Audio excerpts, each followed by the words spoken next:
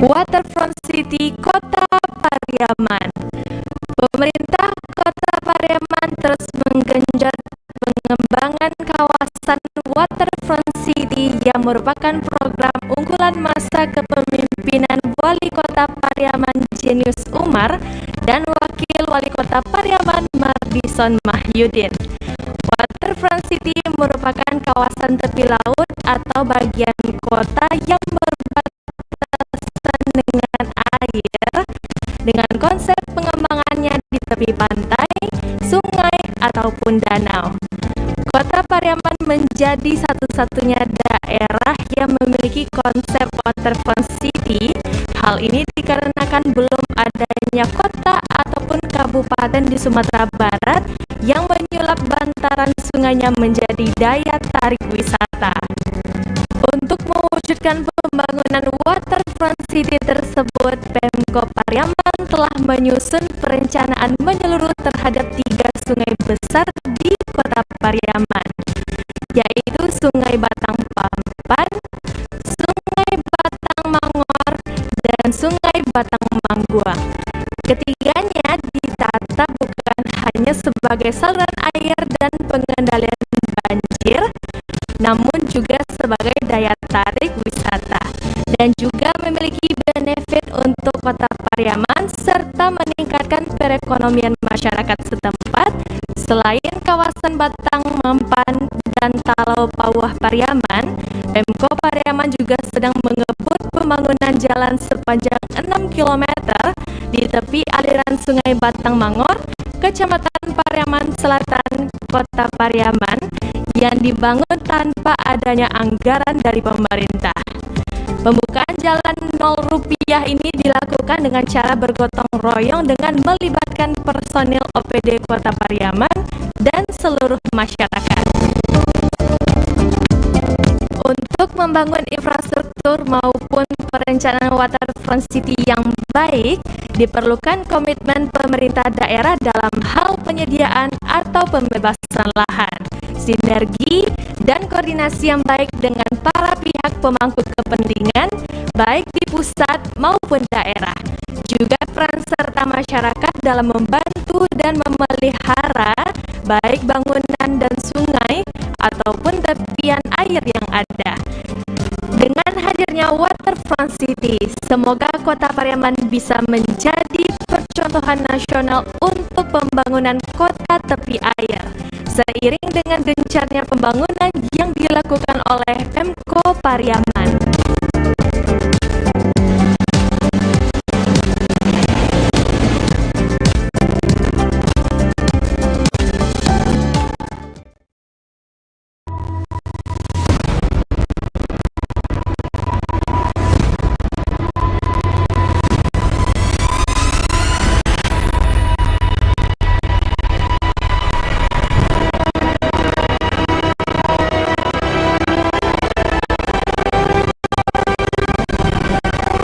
Kami hadir sebagai yang pertama di Indonesia dan Asia Tenggara.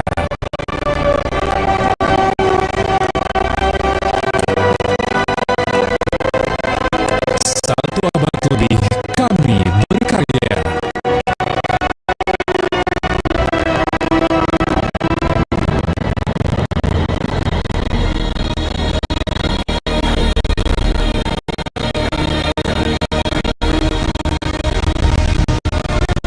Menghadirkan mahakarya anak bangsa untuk negeri.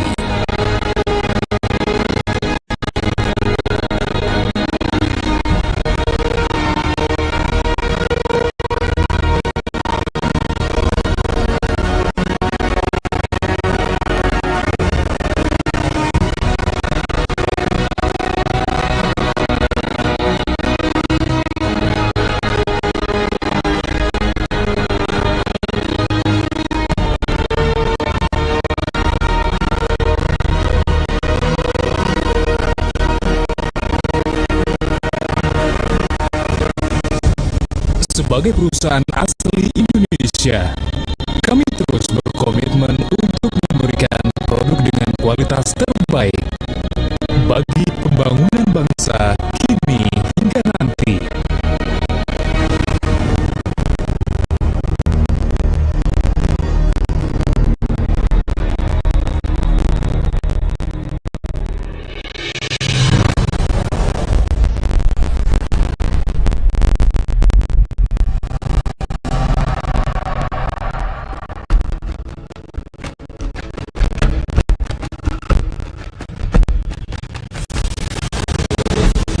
Untuk menjamin kualitas semen terbaik, kami menggunakan bahan baku terbaik dan melakukan quality control dan assurance yang ketat dalam setiap tahapan proses pembuatan semen.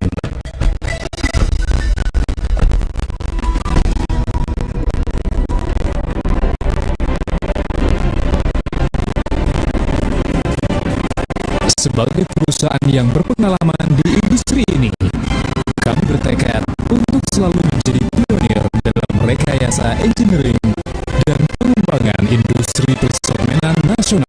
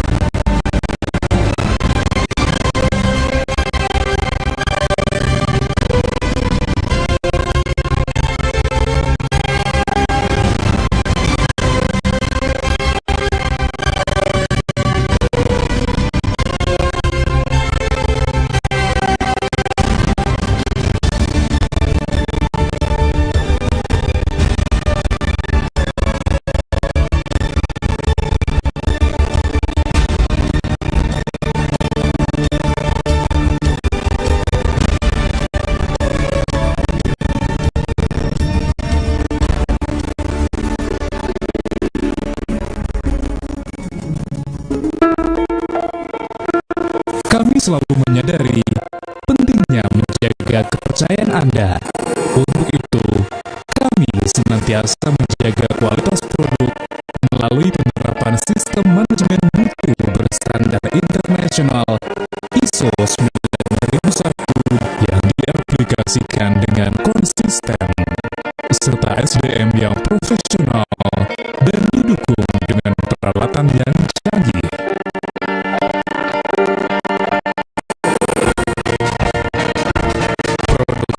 Padang dengan predikat Global Customer Satisfaction Standard 5-Star Quality Product, semen PCC, Portland Composite Semen, semen serbaguna cocok untuk semua bangunan Anda.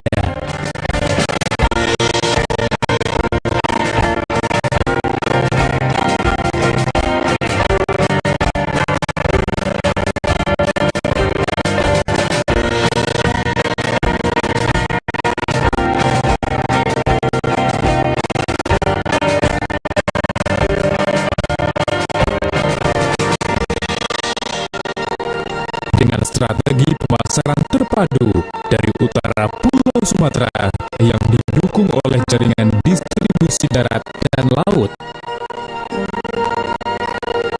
serta diperkuat dengan pabrik pengantongan semen dan gudang penyangga yang tersebar hampir di seluruh area pemasaran untuk memastikan produk kami selalu memenuhi kebutuhan Anda.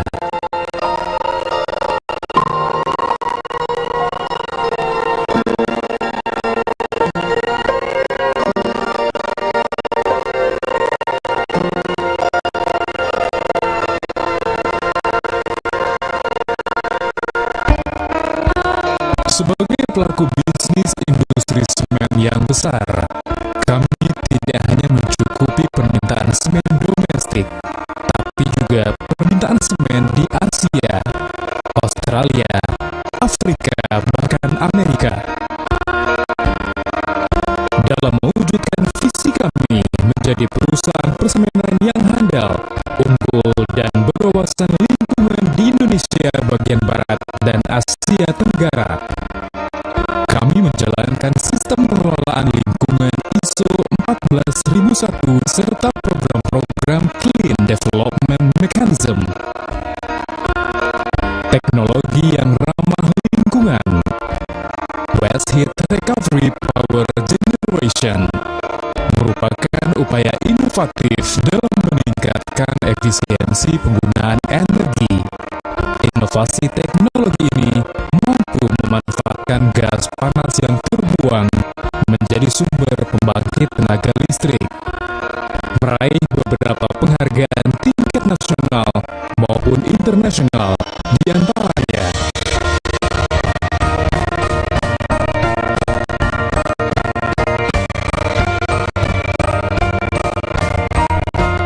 upaya untuk terus konsisten dalam pelestarian lingkungan dan konservasi energi membuat kami dianugerahi Proper Hijau dari Kementerian Lingkungan Hidup dan Kehutanan.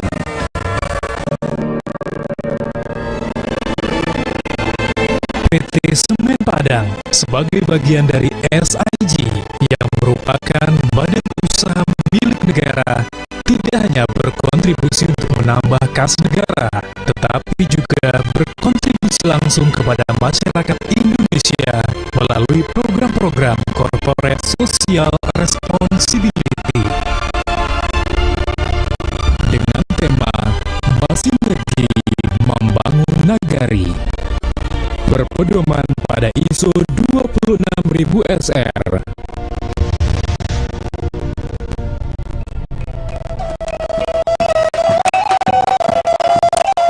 Kami bertekad untuk terus tumbuh dan berkembang bersama masyarakat demi perubahan kehidupan yang lebih baik dalam prinsip keberlanjutan. Mendukung ekonomi skala kecil dan kewirausahaan melalui pelaksanaan program kemitraan dengan membina lebih dari 2.000 UMKM yang telah dimulai sejak tahun 1987 di berbagai sektor.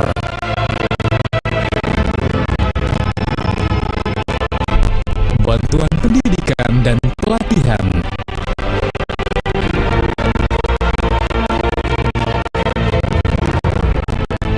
program bina lingkungan dengan mengacu pada peraturan Menteri BUMN dalam peningkatan kualitas hidup masyarakat melalui bantuan bencana alam.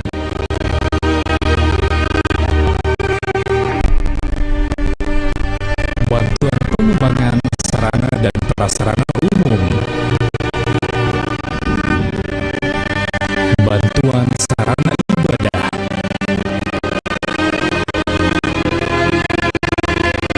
Bantuan pelestarian alam. Bantuan sosial kemasyarakatan dalam rangka pengentasan kemiskinan. Budaya, kesenian, olahraga,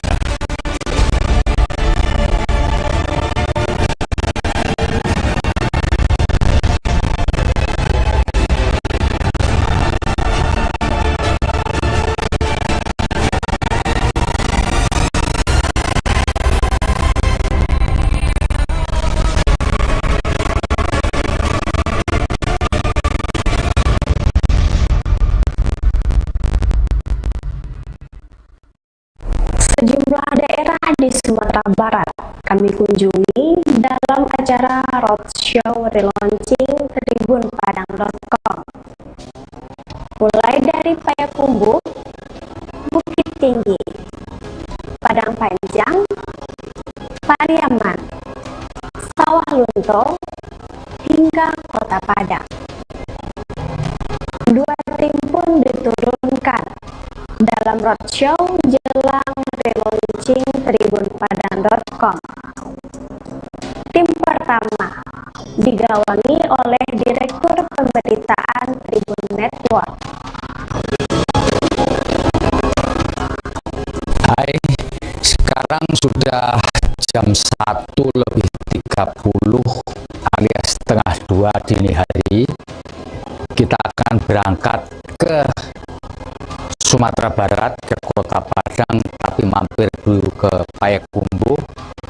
Kenapa kita berangkat pada malam hari, dini hari? Karena untuk menghindari kemacetan. Dan kita tahu kemacetan itu tidak bisa diperkirakan, maka kita berangkat dini hari. Nanti kita akan lihat situasi selama perjalanan, tentu masih gelap. Ayo kita ikuti yuk.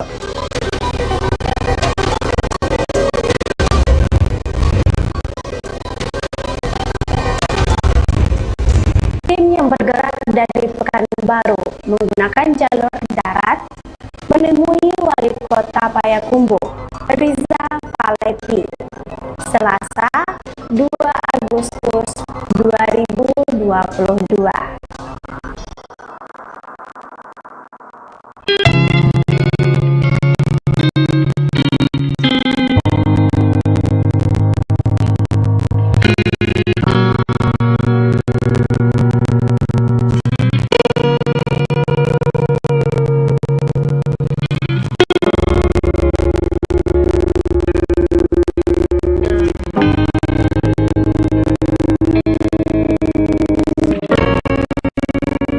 Kami dijamu langsung di ruangan VIP Wali Kota Payakumbuh. Penuh semangat, Riza Palepi bercerita tentang geliat ekonomi Payakumbuh setelah terdampak pandemi COVID-19. Hai Tribuners, kali ini saya berada di sebuah kota yang luar biasa menurut saya. Hawanya sejuk, kota Payakumbuh di Sumatera Barat. Kebetulan bertemu dengan Pak Wali Kota Haji Riza Palepi, dan kebetulan Pak Wali bercerita mengenai potensi yang ada di kota Payakumbuh. Beliau menyebutkan ada sentra rendang. Pak, bisa cerita Pak Riza mengenai sentra rendang di Payakumbuh? Ya begini Pak, kalau rendang mungkin orang Indonesia sudah tahu ya Iya, Pak, bahkan negara tetangga pun buka rendang dan beberapa tempat juga sampai ke Singapura buka rendang. Hanya persoalannya kenapa kok ini saya lihat ya tidak ada standarisasi produk yang levelnya itu bisa seperti level pabrikan ya, punya ISO, punya izin edarnya MD gitu ya, standar nasional SNI, kemudian juga beberapa standar-standar lain sampai halal dan lain-lain gitu ya. Nah ini semua kan UKM kita itu dia sebenarnya sudah bagus, masakannya enak, Pak. Iya. Hanya masalahnya dapurnya itu punya dapur masing-masing itu tidak bisa, belum bisa memenuhi standar pabrik, karena itu kan mahal. Ya ide kita bagaimana caranya kita punya satu dapur bersama, Ya. dan standarnya di sana. Ya. Nah kemudian saya juga bekerjasama dengan Kementerian Perindustrian untuk mendesain ini. Nah, kita ajukanlah proposal, saya ide itu ini dapur bersama. Ya. Nah, jadi pengusaha rendang ini Payakumbuh kita suruh masuk bikin koperasi, dan mereka memakai sentra rendang ini dengan biaya tertentu. Pak, kalau Pak Wali kalau boleh cerita Pak, sekarang pertumbuhan ekonomi di kota Payakumbuh ini Ya, berapa Pak? Setelah kemarin Ya. karena pandemi di hampir di semua tempat. ya. Gimana? Ya, memang kalau sebelum COVID kita sudah 6-7% ya. Jadi ketika COVID memang sempat sekali jatuh gitu ya. Dan minus 1,6 ya. Minus 1,6%. Tapi setelah itu udah positif lagi. Ya. Ya, jadi 2020 Rebound ya Pak. ya rebound. Nah, 2021 kita sudah 1,4 masalah ya, 43% pertumbuhan. Nah kita tahun ini kita target yang kan 6%. 6%. Ya, kalau melihat perkembangannya kayaknya tercapai. Baik, luar biasa sebenarnya. Kita ngobrolnya tidak panjang, tetapi kita sudah bisa mendapat gambaran dari Pak Wali Kota Pak Haji Riza Palepi mengenai apa potensi yang ada di kota Payakumbuh. Demikian, terima kasih Pak Wali. Terima kasih Pak. Sehat. Assalamualaikum warahmatullahi wabarakatuh. Salam sehat buat kita semua dan jangan lupa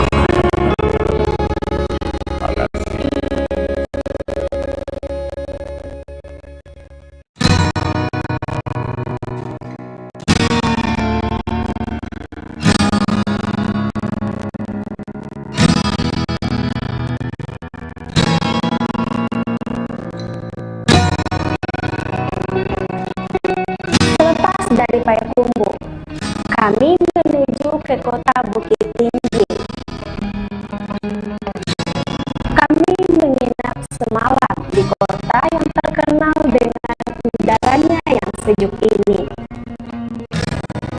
Kami menemui Wali Kota Bukit Tinggi, Herman Safar. Walaupun singkat, kami bercerita banyak tentang Kota Bukit Tinggi.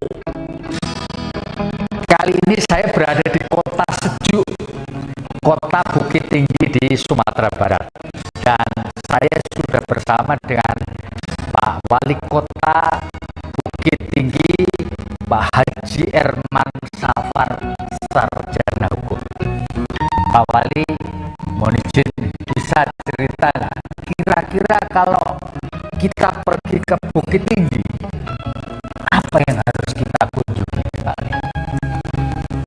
Yang menjadi generator kota ini adalah jam gadang. Oke, jam Jam gadang, setelah itu lalu baru kuliner.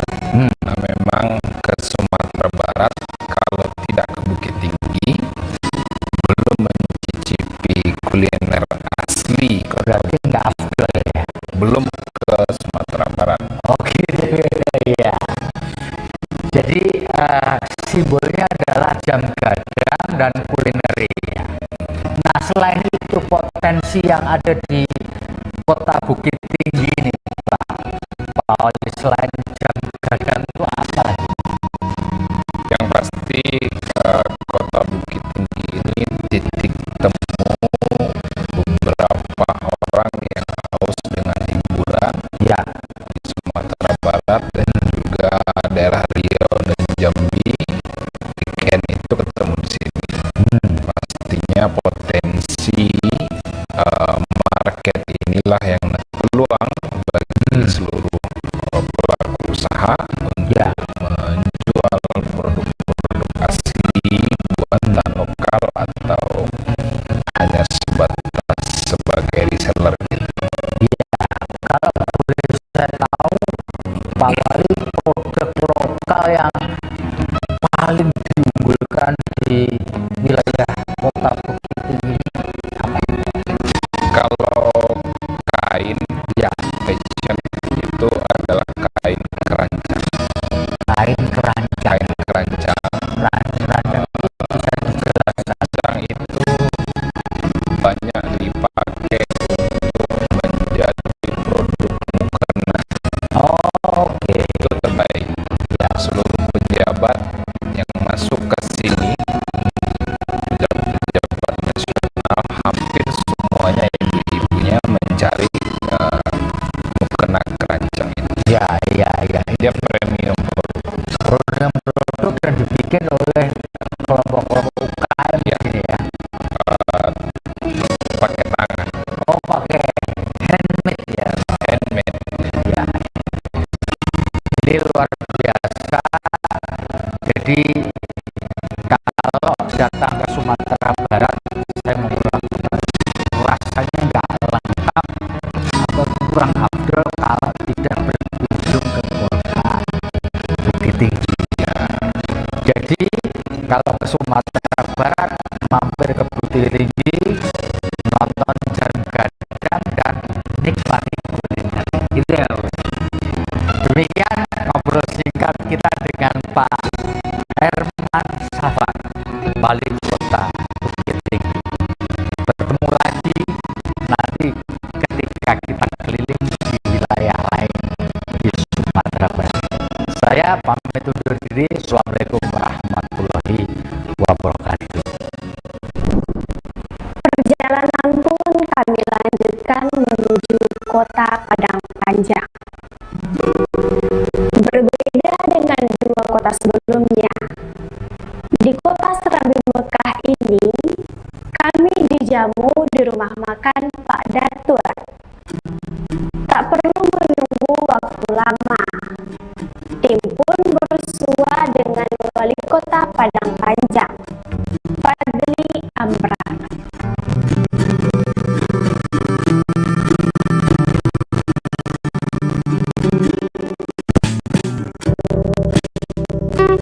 Hai Tribuners, bertemu lagi dengan saya Feby Mahendra Putra, Direktur Pemberitaan Tribun Network. Kali ini saya berada di kota yang sejuk, di wilayah Sumatera Barat. Namanya adalah Kota Padang Panjang. Dan sekarang saya sudah bersama dengan pemimpin dari kota itu, Pak Wali Kota, Pak Fadli Amran. Assalamualaikum, Pak. Waalaikumsalam. Selamat datang di Kota Padang Panjang, Mas. Iya. Pak Fadli, tentu Bapak bisa cerita mengenai potensi dari kota ini, Pak. Silakan, Pak. Iya, Kota Padang Panjang kota kecil ya. Iya. Tadi Mas Febi sampaikan berhawa sejuk Iya. dan kita dikenal sebagai kota Serabi Mekah, Iya. kota pendidikan. Iya. Dan ini memang adalah Ya. salah satu prioritas pembangunan kita. Iya. Bagaimana kita bekerja sama dengan pondok pesantren, sekolah, dan lain-lain, sehingga menciptakan atmosfer pendidikan yang saya rasa salah satu yang terbaik di Sumatera Barat. Itu. Dan yang kedua, karena cuaca sejuk dan kita memang di kota perlintasan ya, di tengah-tengah Sumatera Barat, kita pun juga dikenal sebagai kota kuliner. Oh, kuliner ya. Kita juga memotong pajak kulineri kita Ya. dari 10% jadi 5%. Ya, alhamdulillah banyak tumbuh perekonomian di bidang kuliner. Ya. Jadi setelah kita turun pandeminya, mulai turun, mulai Iya. landai, ekonomi di kota ini mulai bergerak. Shop ya, tempat-tempat makan yang baru Ya, ya. ya, ya. Kita juga ciptakan pasar kuliner Padang Panjang yang buka sampai malam hari, dini hari makan. Dan itu banyak dilintasi dan juga dinikmati oleh pengunjung ataupun orang yang sedang berlintas di jalur Sumatera Barat. Ya. Jadi Tribuners, kota ini tidak jauh dari Bukit Tinggi. Jadi kalau ke Bukit Tinggi nggak Pasti. afdol rasanya kalau kita tidak mampir menikmati kuliner di Kota Padang Panjang. Pak Wali, terima kasih banyak atas penjelasannya yang singkat, tetapi kita bisa mengenang sebagai kota yang sejuk dan tenang. Demikian, Assalamualaikum warahmatullahi wabarakatuh.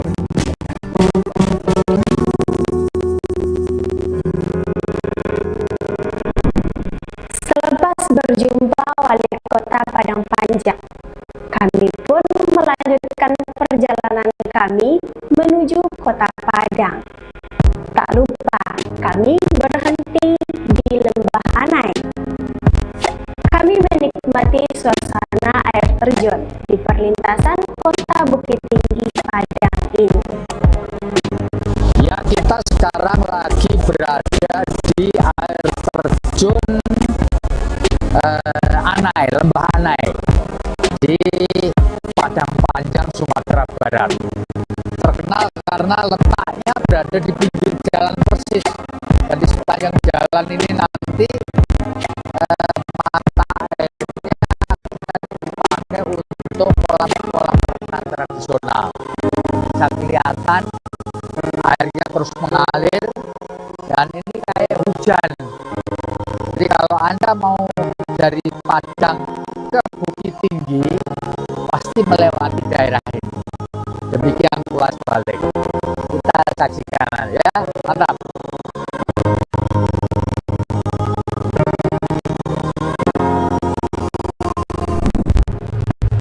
Seperti mendapat kejutan, pertemuan dengan Wali Kota Padang, Hendri Septa, pada 4 Agustus 2022 berlangsung di luar ruangan. Kami dijamu makan durian di halaman kantor Dinas Pertanian Padang di daerah Sungai Lareh, Lubuk Linturun. Sebagai kota yang punya 40.000 UKM, ya, apa yang Bapak bisa ceritakan mengenai UKM di Kota Padang, itu terutama peran pemerintah kota untuk membantu mereka? Silakan, Pak.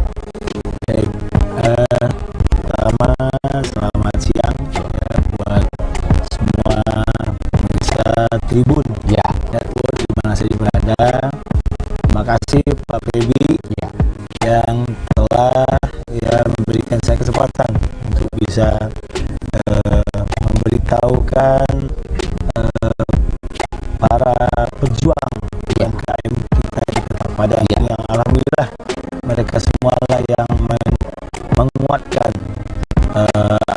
tonggak ekonomi di Kota Padang, khususnya Sumatera Barat contohnya. Dan bicara tentang 40.000 UMKM yang di Kota Padang ini memang banyak ini ya Pribia. Dari kriteria jasa, ada yang kriteria makanan ringan, dan juga ada juga ya yang punya ruang makan, restoran dan lain-lain ya. Intinya semua alhamdulillah ini bergerak dengan baik ya, dan kami pemerintah Kota Padang insya Allah selalu hadir untuk bisa membantu mana-mana yang mereka membutuhkan, misalnya tambahan modal kerja, pinjaman modal dan lain-lain. Nah, pemerintah hadir di sini dan juga pemerintah insya Allah juga melalui dinas terkait, yaitu dinas perdagangan, dinas UMKM dan koperasi ya, itu bagaimana selalu menjadi jembatan ya. Artinya jembatan penghubung antara UMKM kita dengan calon pembeli bayar dari produk-produk. Duduk lesehan bersama Wali Kota Padang. Obrolan pun mengalir dengan santai di sore itu. Bahkan Wali Kota Padang, Henry Septa, takjub dengan karikatur yang kami bawa. Sudah jadi tradisi bagi Tribun Network. Karikatur menjadi buah tangan saat bertemu dengan kepala daerah. Sementara itu, tim lain yang dipimpin oleh GM Tribun News, Fofo Susatyo, juga mengunjungi beberapa daerah di Sumatera Barat dalam waktu yang bersamaan. Fofo Susatyo mengunjungi Kota Sawah Lunto. Di sini tim pun disambut oleh Wali Kota Sawah Lunto, Dedi Aska.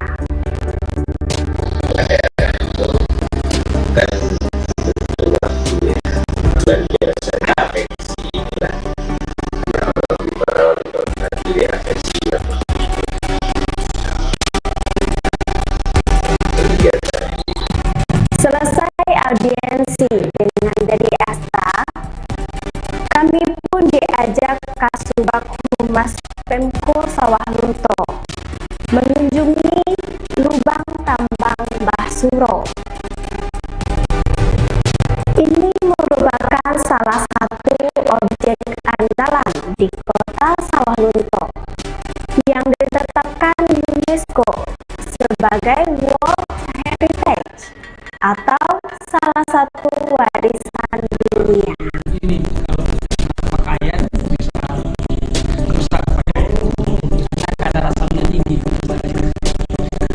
Jadi ini bisa dilihat mas, kalau hampir seharian kami menghabiskan waktu di Kota Sawah Lunto. Namun sebelumnya kami sempat mengunjungi Kota Solo. Berhubung Wali Kota Solo Zul Elfian sedang berada di luar kota, kami pun ditemui protokol perwakilan pimpinan.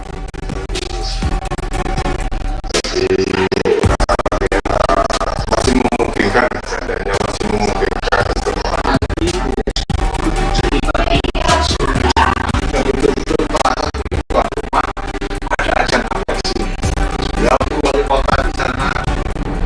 Roadshow relaunching tribunpadang.com berlanjut menuju Kota Pariaman. Di Kota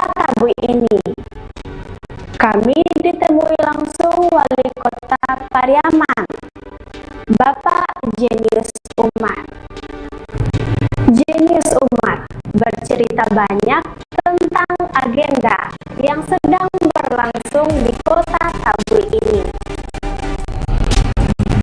Jenius Umar bercerita banyak kepada kami tentang agenda Kota Pariaman saat ini, termasuk Pesona Hoyak Tabui Pariaman 2022 yang akan diramaikan oleh jutaan wisatawan hingga pertengahan Agustus mendatang. Memanfaatkan liburan sebagai jendela kita keluar, bahwa apa yang dilakukan di Pariaman ini tentunya bisa menjadi best practice beberapa daerah lain, kota lain di Indonesia. Nah, itu peran dari media adalah menjadi jembatan antara kita ke dari daerah ke nasional. Demikian rangkaian acara roadshow tim Tribun Network bersama para wali kota se-Sumatera Barat. Perjalanan kami mengelilingi Sumatera Barat berlangsung sukses dan lancar tanpa kendala. Semoga dengan hadirnya tribunpadang.com membuat Tribuner semua menjadi semakin update untuk mendapatkan informasi.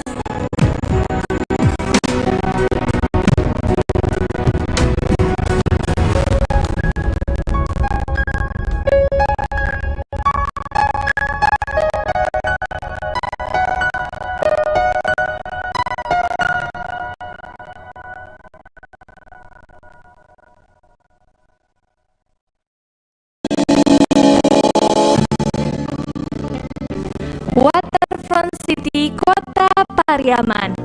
Pemerintah Kota Pariaman terus menggenjot pengembangan kawasan Waterfront City yang merupakan program unggulan masa kepemimpinan Wali Kota Pariaman Jenius Umar dan Wakil Wali Kota Pariaman Mardison Mahyudin. Waterfront City merupakan kawasan tepi laut atau bagian kota yang berbatasan dengan air dengan konsep pengembangannya di tepi pantai, sungai, ataupun danau. Kota Pariaman menjadi satu-satunya daerah yang memiliki konsep Waterfront City. Hal ini dikarenakan belum adanya kota ataupun kabupaten di Sumatera Barat yang menyulap bantaran sungainya menjadi daya tarik wisata. Untuk mewujudkan pembangunan Waterfront City tersebut, Pemkop Pariaman telah menyusun perencanaan menyeluruh terhadap 3 sungai besar di Kota Pariaman, yaitu Sungai Batang Pampan, Sungai Batang Mangor, dan Sungai Batang Manggua. Ketiganya ditata bukan hanya sebagai saluran air dan pengendalian banjir, namun juga sebagai daya tarik wisata, dan juga memiliki benefit untuk Kota Pariaman serta meningkatkan perekonomian masyarakat setempat. Selain kawasan Batang, Mampan, dan Talau Bawah Pariaman, Pemkop Pariaman juga sedang mengebut pembangunan jalan sepanjang 6 km di tepi aliran Sungai Batang Mangor, Kecamatan Pariaman Selatan, Kota Pariaman, yang dibangun tanpa adanya anggaran dari pemerintah. Pembukaan jalan 0 rupiah ini dilakukan dengan cara bergotong royong dengan melibatkan personil OPD Kota Pariaman dan seluruh masyarakat. Untuk membangun infrastruktur maupun perencanaan Waterfront City yang baik, diperlukan komitmen pemerintah daerah dalam hal penyediaan atau pembebasan lahan, sinergi dan koordinasi yang baik dengan para pihak pemangku kepentingan, baik di pusat maupun daerah. Juga peran serta masyarakat dalam membantu dan memelihara baik bangunan dan sungai ataupun tepian air yang ada. Dengan hadirnya Waterfront City, semoga Kota Pariaman bisa menjadi percontohan nasional untuk pembangunan kota tepi air, Seiring dengan gencarnya pembangunan yang dilakukan oleh Pemko Pariaman,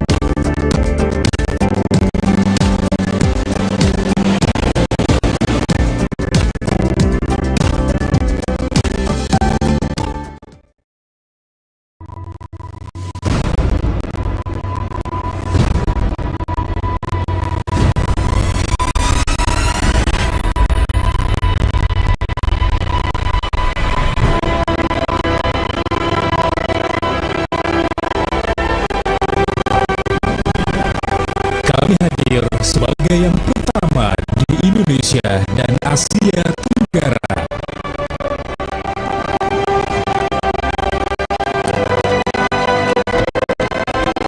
Satu abad lebih kami berkarya.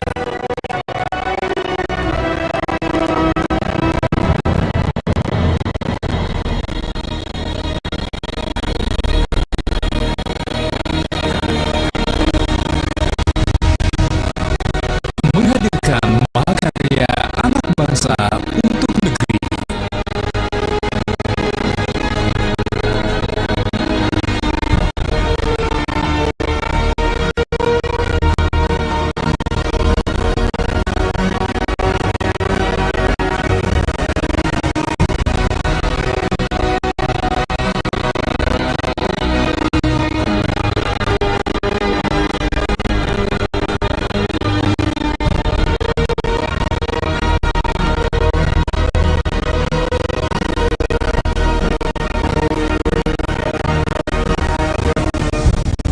Sebagai perusahaan asli Indonesia, kami terus berkomitmen untuk memberikan produk dengan kualitas terbaik bagi pembangunan bangsa kini hingga nanti.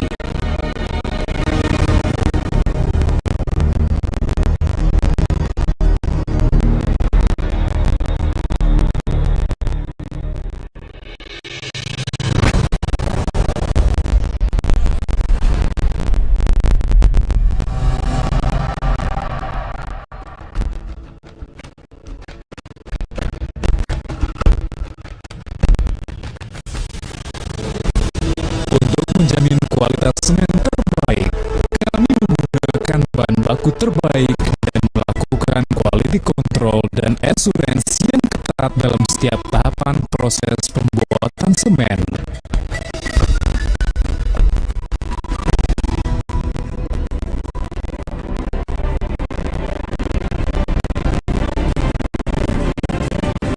Sebagai perusahaan yang berpengalaman di industri ini, kami bertekad untuk selalu menjadi pionir dalam rekayasa engineering dan pengembangan industri persemenan nasional.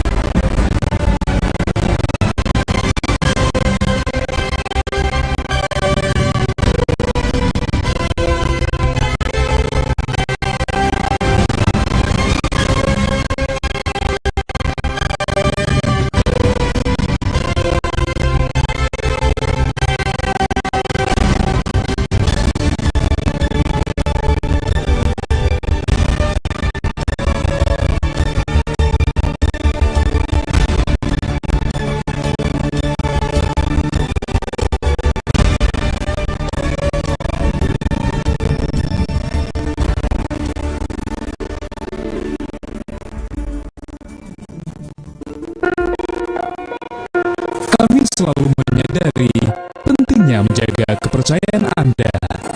Untuk itu, kami senantiasa menjaga kualitas produk melalui penerapan sistem manajemen mutu berstandar internasional ISO 9001 yang diaplikasikan dengan konsisten, serta SDM yang profesional dan didukung dengan peralatan yang canggih.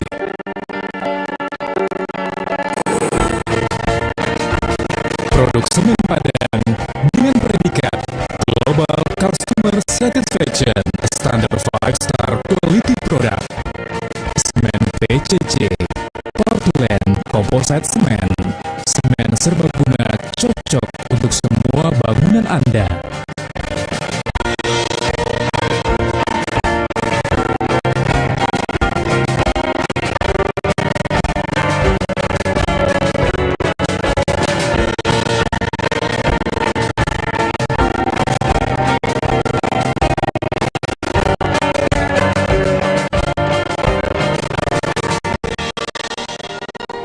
Dengan strategi pemasaran terpadu dari utara Pulau Sumatera yang didukung oleh jaringan distribusi darat dan laut, serta diperkuat dengan pabrik pengantongan semen dan gudang penyangga yang tersebar hampir di seluruh area pemasaran untuk memastikan produk kami selalu memenuhi kebutuhan Anda.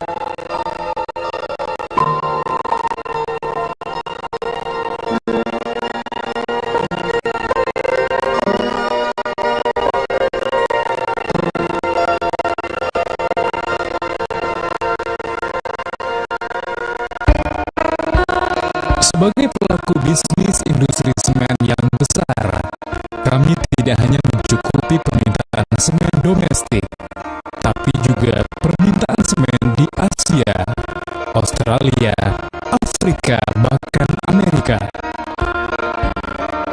Dalam mewujudkan visi kami menjadi perusahaan persemenan yang handal, unggul, dan berwawasan lingkungan di Indonesia bagian Barat dan Asia Tenggara, kami menjalankan sistem pengelolaan lingkungan ISO 14001 serta program-program Clean Development Mechanism. Teknologi yang ramah lingkungan, Waste Heat Recovery Power Generation, merupakan upaya inovatif dalam meningkatkan efisiensi penggunaan energi. Inovasi teknologi ini mampu memanfaatkan gas panas yang terbuang menjadi sumber pembangkit tenaga listrik, meraih beberapa penghargaan tingkat nasional maupun internasional, diantaranya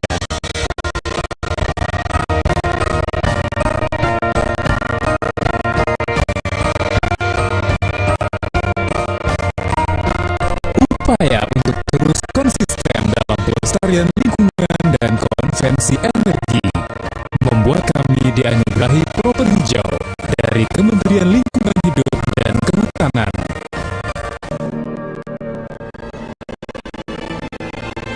PT Semen Padang sebagai bagian dari SIG yang merupakan badan usaha milik negara tidak hanya berkontribusi untuk menambah kas negara, tetapi juga berkontribusi langsung kepada masyarakat Indonesia melalui program-program Corporate Social Responsibility.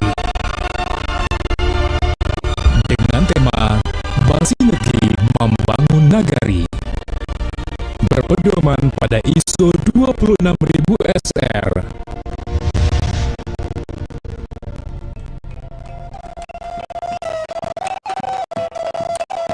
Kami bertekad untuk terus tumbuh dan berkembang bersama masyarakat demi perubahan kehidupan yang lebih baik dalam prinsip keberlanjutan, mendukung ekonomi skala kecil dan kewirausahaan melalui pelaksanaan program kemitraan dengan membina lebih dari 2.000 UMKM yang telah dimulai sejak tahun 1987 di berbagai sektor.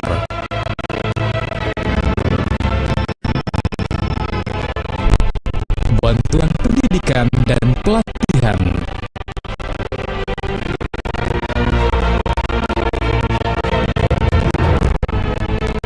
program bina lingkungan dengan mengacu pada peraturan Menteri BUMN dalam peningkatan kualitas hidup masyarakat melalui bantuan bencana alam.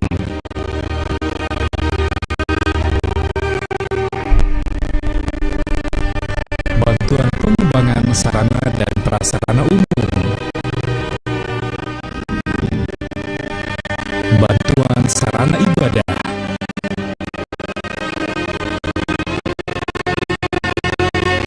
bantuan pelestarian sosial kemasyarakatan dalam rangka pengentasan kemiskinan. Budaya, kesenian, olahraga,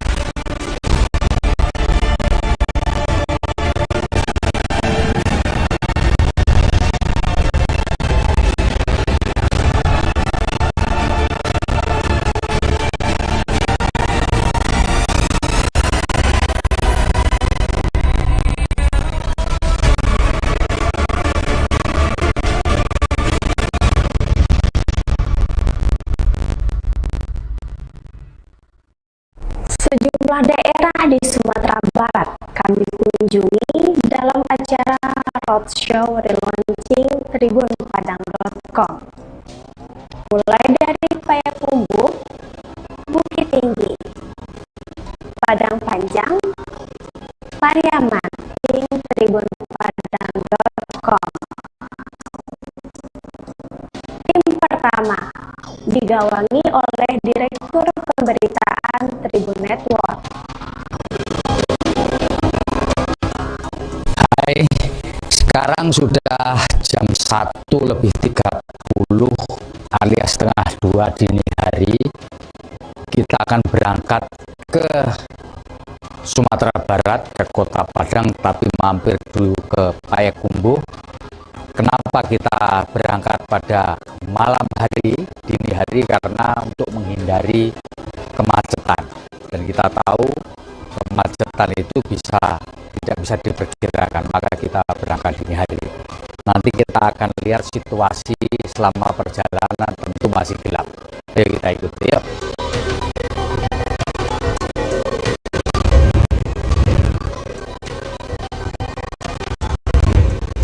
Tim yang bergerak dari Pekanbaru menggunakan jalur darat menemui Wali Kota Payakumbuh, Riza Palevi, Selasa 2 Agustus 2022.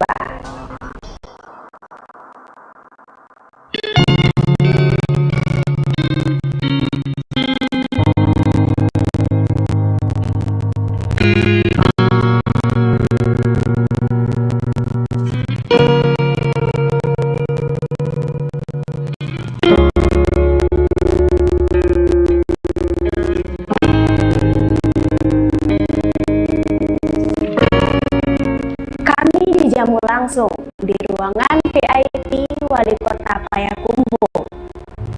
Penuh semangat, Riza Palevi bercerita tentang geliat ekonomi Payakumbuh setelah terdampak pandemi COVID-19. Hai Tribuners, kali ini saya berada di sebuah kota yang luar biasa menurut saya. Hawanya sejuk, Kota Payakumbuh di Sumatera Barat. Kebetulan bertemu dengan Pak Wali Kota Haji Riza Palevi, dan kebetulan Pak Wali bercerita mengenai potensi yang ada di Kota Payakumbuh. Beliau menyebutkan ada sentra rendang. Pak bisa cerita Pak Riza mengenai sentra rendang di Payakumbuh. Ya begini Pak, kalau rendang mungkin orang Indonesia sudah tahu ya, bahkan tetangga pun suka rendang. Dan beberapa tempat juga sampai ke Pulau Sumatera. Hanya persoalannya kenapa kok ini saya lihat ya tidak ada standarisasi produk yang levelnya itu bisa seperti level pabrikan ya, punya ISO, punya izin edarnya MD gitu ya, standar nasional SKI, kemudian juga beberapa standar-standar lain sampai halal dan lain-lain gitu ya. Nah ini semua kan UKM kita itu dia sebenarnya sudah bagus. Masakannya enak-enak, hanya masalahnya dapur nih, punya dapur masing-masing itu belum bisa memenuhi standar pabrik karena itu kan mahal. Punya ide kita bagaimana caranya kita punya satu dapur bersama, dan standarnya di sana.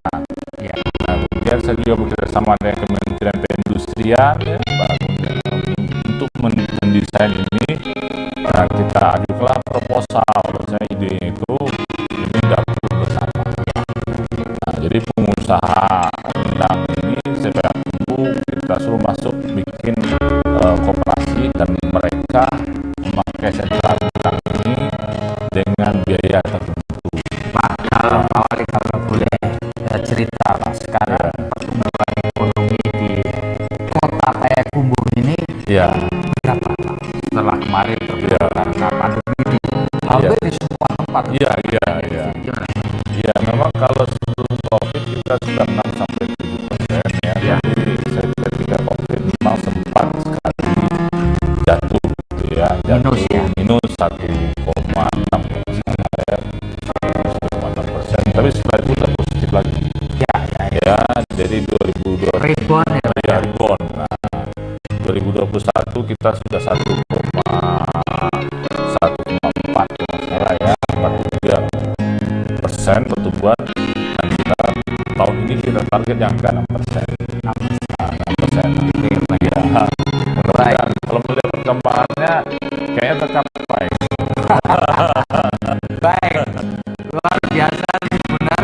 Kita ngobrolnya tidak panjang, tetapi kita sudah bisa mendapat gambaran dari Pak Wali Kota Pak Haji Rizal Mahendra mengenai apa potensi yang ada di Kota Payakumbuh. Demikian, terima kasih Pak Wali. Terima kasih Salam Pak. sehat. Assalamualaikum warahmatullahi wabarakatuh. Salam sehat buat kita semua dan jangan lupa Terima kasih. Selamat datang dalam acara Talkshow Nasional, peran pemerintah kota dalam membangun UKM berorientasi ekspor. Kami mengucapkan terima kasih kepada para narasumber, partisipan, dan pemirsa yang sudah hadir, baik secara langsung maupun virtual. Dengan bangga, Tribun Network, Kompas Gramedia, dan tribunpadang.com mempersembahkan dialog mengenai apa yang telah, sedang, dan akan dilakukan pemerintah pusat dan pemerintah daerah untuk mendorong lahirnya UKM berorientasi ekspor. Talkshow yang digelar secara hybrid dari ballroom Hotel Santika Padang, Sumatera Barat ini dipancarluaskan oleh jaringan Tribun Network di seluruh Indonesia yang jangkauannya mencapai 20 juta subscriber. Mari kita sambut MC kita, Nika Aprilia, dan host talk show, Direktur Pemberitaan Tribun Network, Febi Mahendra Putra.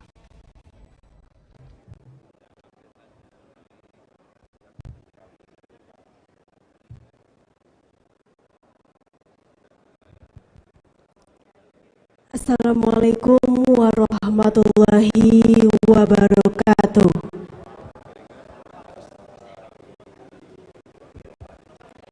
Selamat datang kami ucapkan kepada seluruh tamu undangan serta hadirin sekalian yang hadir di ruangan ini ataupun yang hadir secara virtual.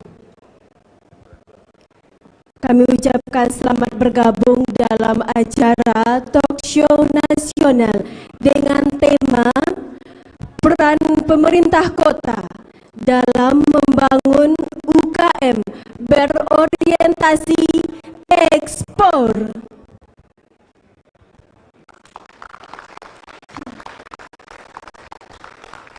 Saya Nika Aprilia selaku MC pada sore hari ini. Tetapi tentunya saya tidak sendiri. Bersama saya, Direktur Pemberitaan Tribun Network, Bapak Febi Mahendra Putra, yang akan menjadi moderator talk show kita pada sore hari ini. Langsung saja kita sambut Bapak Febi Mahendra Putra. Terima kasih Nika Aprilia, reporter tribunpadang.com.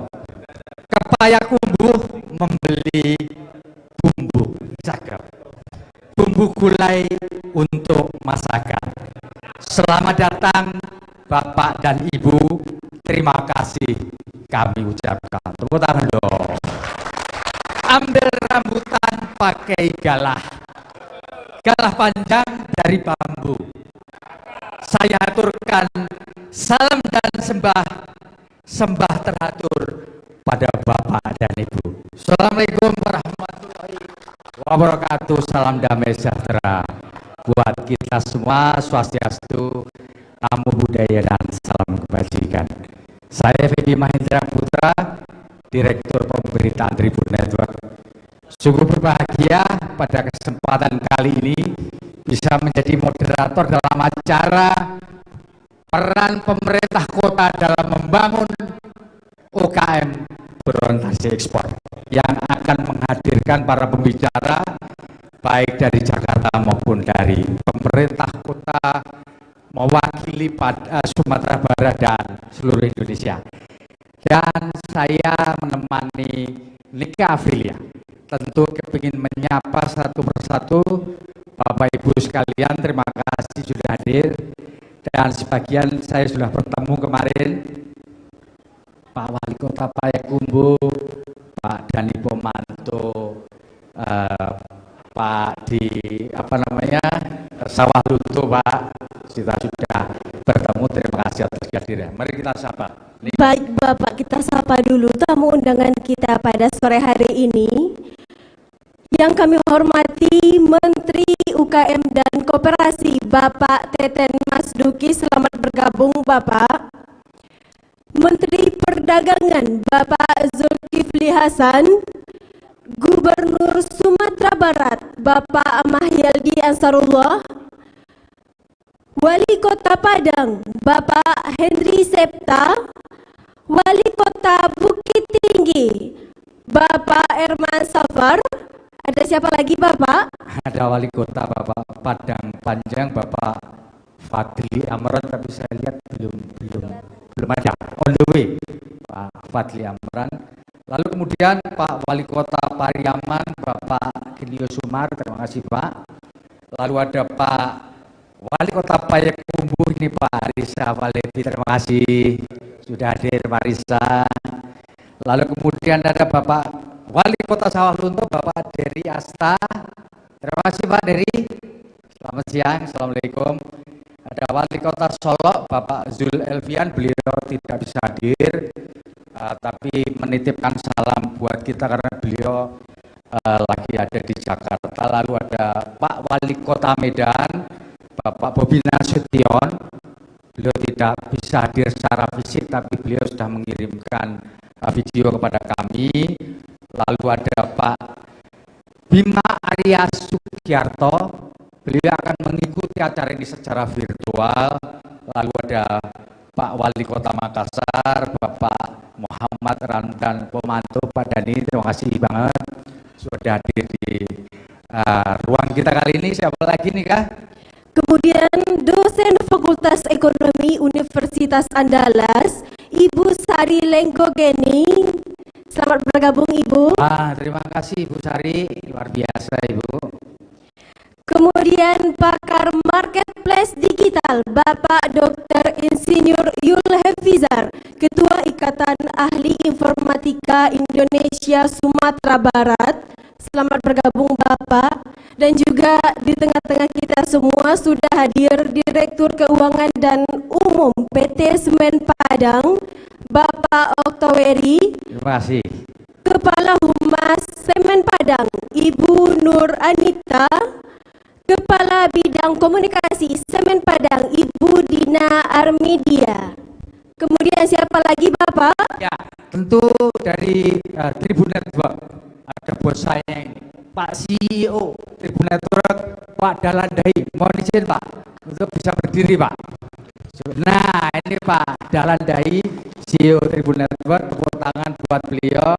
Hadir bersama saya juga ada Commercial Director Pak Ciptiantoro. Silakan Pak berdiri Pak biar kelihatan gantengnya. Ya, terima kasih. Dan mengikuti bersama kita secara virtual Komisaris Tribun Network Pak Sendrianto. Kemudian tidak lupa juga Direktur Pemberitaan Tribun Network, Bapak Feby Mahendra Putra. Itu saya sendiri. Terima kasih. Lanjut, Mega. Dan yang juga kami hormati Forkompinda Provinsi Sumatera Barat, para pemimpin redaksi, General Manager Bisnis, News, Production, Online Manager Tribun Network seluruh Indonesia yang hadir, di mana saat ini ada 65 jaringan Tribun Network yang sudah berdiri. Juga tak lupa yang kami banggakan, Bapak dan Ibu hadirin yang hadir pada saat ini di Hotel Santika Premier Padang ataupun yang hadir secara virtual. Kemudian kami juga mengucapkan terima kasih kepada para sponsor yang sudah membantu dalam menyukseskan acara kita pada sore hari ini, di antaranya Hotel Santika Premier Padang, PT Semen Padang, Icon Plus, Iconic, Hotel Amaris Padang, Pemko Sawah Lunto, dan Pemko Pariaman. Baik, terima kasih kepada para sponsor yang telah mendukung acara ini nih ya. Tanpa mereka kita bukan apa-apa. Para sponsor, terima kasih sekali. Bapak. Selanjutnya, baik, hadirin, acara kita ini disiarkan secara langsung atau live melalui jaringan Tribun Network di seluruh Indonesia. Dapat disaksikan melalui platform YouTube dan Facebook. Mungkin bisa disebutkan Bapak berapa subscriber kita? Baik, jadi total kita punya subscriber di YouTube ada 20 juta dan ada 91 juta follower di sosial media kita. Bapak Ibu sekalian, perlu saya sampaikan bahwa tribunpadang.com telah beroperasi sejak 3 tahun lalu, dan ada tribun lain yang ada di Sumbar tapi bukan menjadi bagian dari kami, namanya tribunsumbar.com. Jadi Tribun Padang saja yang bergabung menjadi bagian dari Tribun Network, alias jangan salah pilih Bapak Ibu sekalian. Terima kasih. Lanjut. Baik hadirin yang kami hormati, sebelum kita memulai acara kita ini, alangkah baiknya kita buka acara kita dengan membacakan doa. Dalam hal ini, doa akan dipimpin oleh Ustadz Ahmad Lidra LC MPD. Kepada Ustadz kami persilahkan.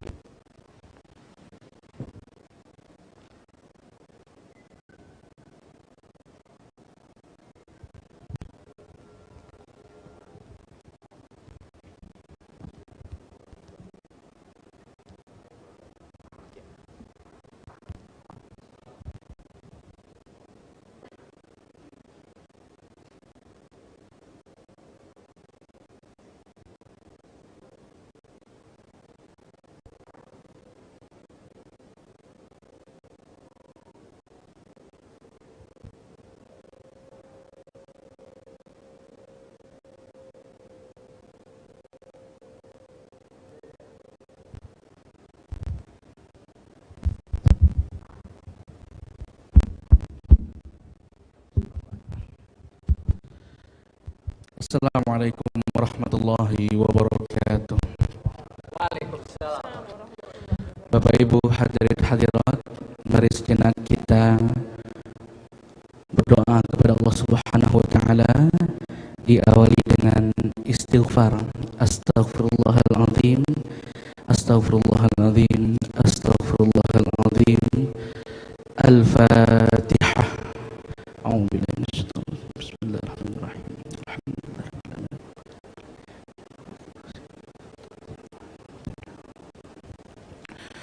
أعوذ بالله من الشيطان الرجيم. بسم الله الرحمن الرحيم.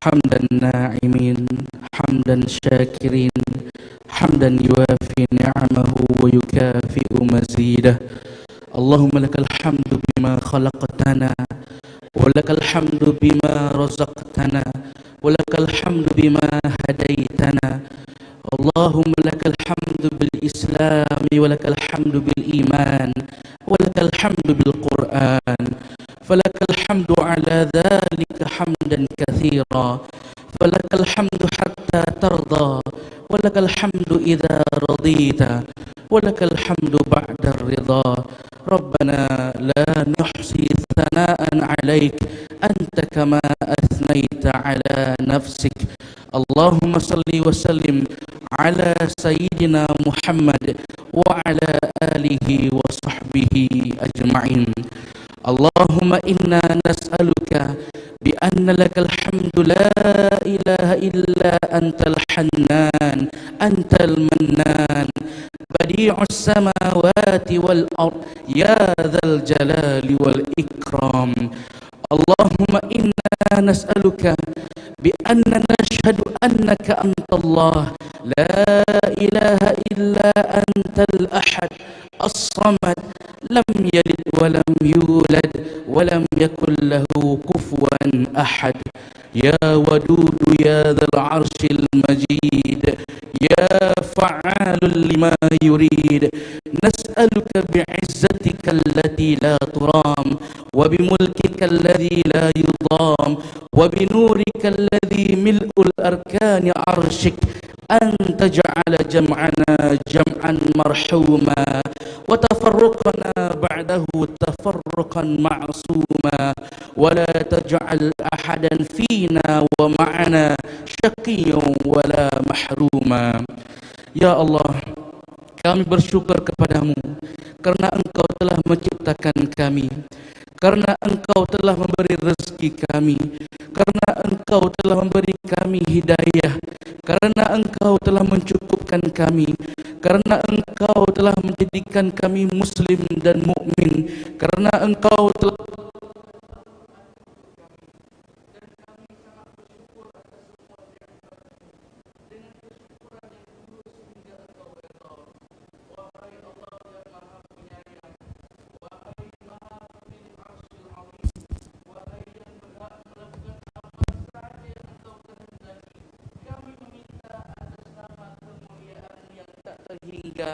dan kami meminta atas kekuasaanmu yang tak akan terhinakan dan kami meminta kepadamu atas cahayamu yang mengisi tiang-tiang arsy-Mu agar engkau menjadikan perkumpulan kami ini perkumpulan yang engkau kasihi ya Allah dan berpisahnya kami setelah ini perpisahan yang engkau ampuni segala dosa kami dan janganlah engkau jadikan salah satu di antara kami siksaan dan terhalang dari kebaikan ya Allah yang maha memberi kedamaian penuhi acara ini dengan keberkahan dan menjadi momentum perekat persatuan jauhkan kami dari perselisihan perpecahan dan permusuhan kuatkanlah ikatan di antara kami agar saling menyokong untuk kemajuan eratkanlah ikatan silaturahim di antara kami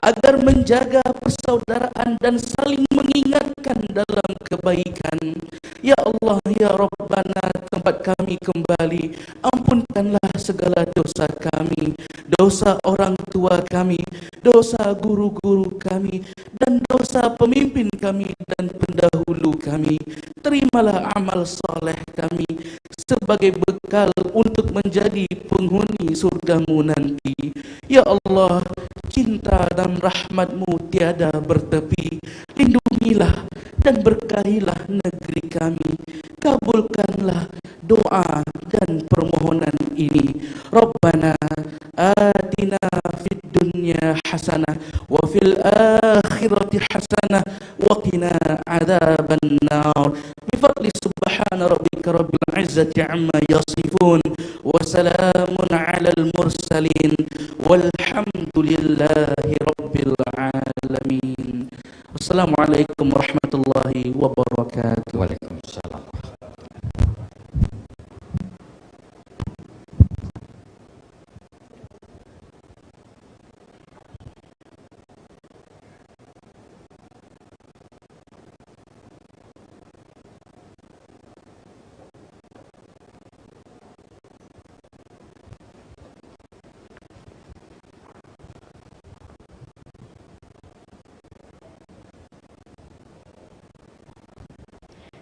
Terima kasih kita ucapkan kepada Ustadz Ahmad Lidra LCMPD. Selanjutnya, sebelum kita mulai seluruh rangkaian acara kita pada sore hari ini, kami mengajak para tamu undangan yang terhormat untuk bersama-sama kita menyanyikan lagu kebangsaan Indonesia Raya. Untuk itu kami minta kepada para tamu undangan agar dapat berdiri sebagai bentuk penghormatan kita.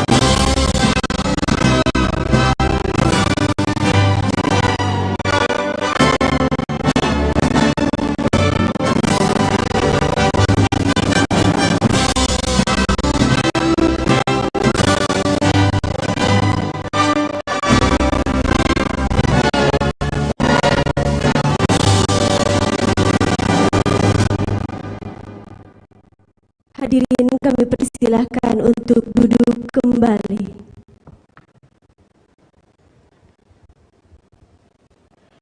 Selanjutnya, sambutan oleh CEO Tribun Network, Bapak Dahlan Dahi, sekaligus membuka acara kita pada sore hari ini. Kepada Bapak Dahlan Dahi, kami persilahkan.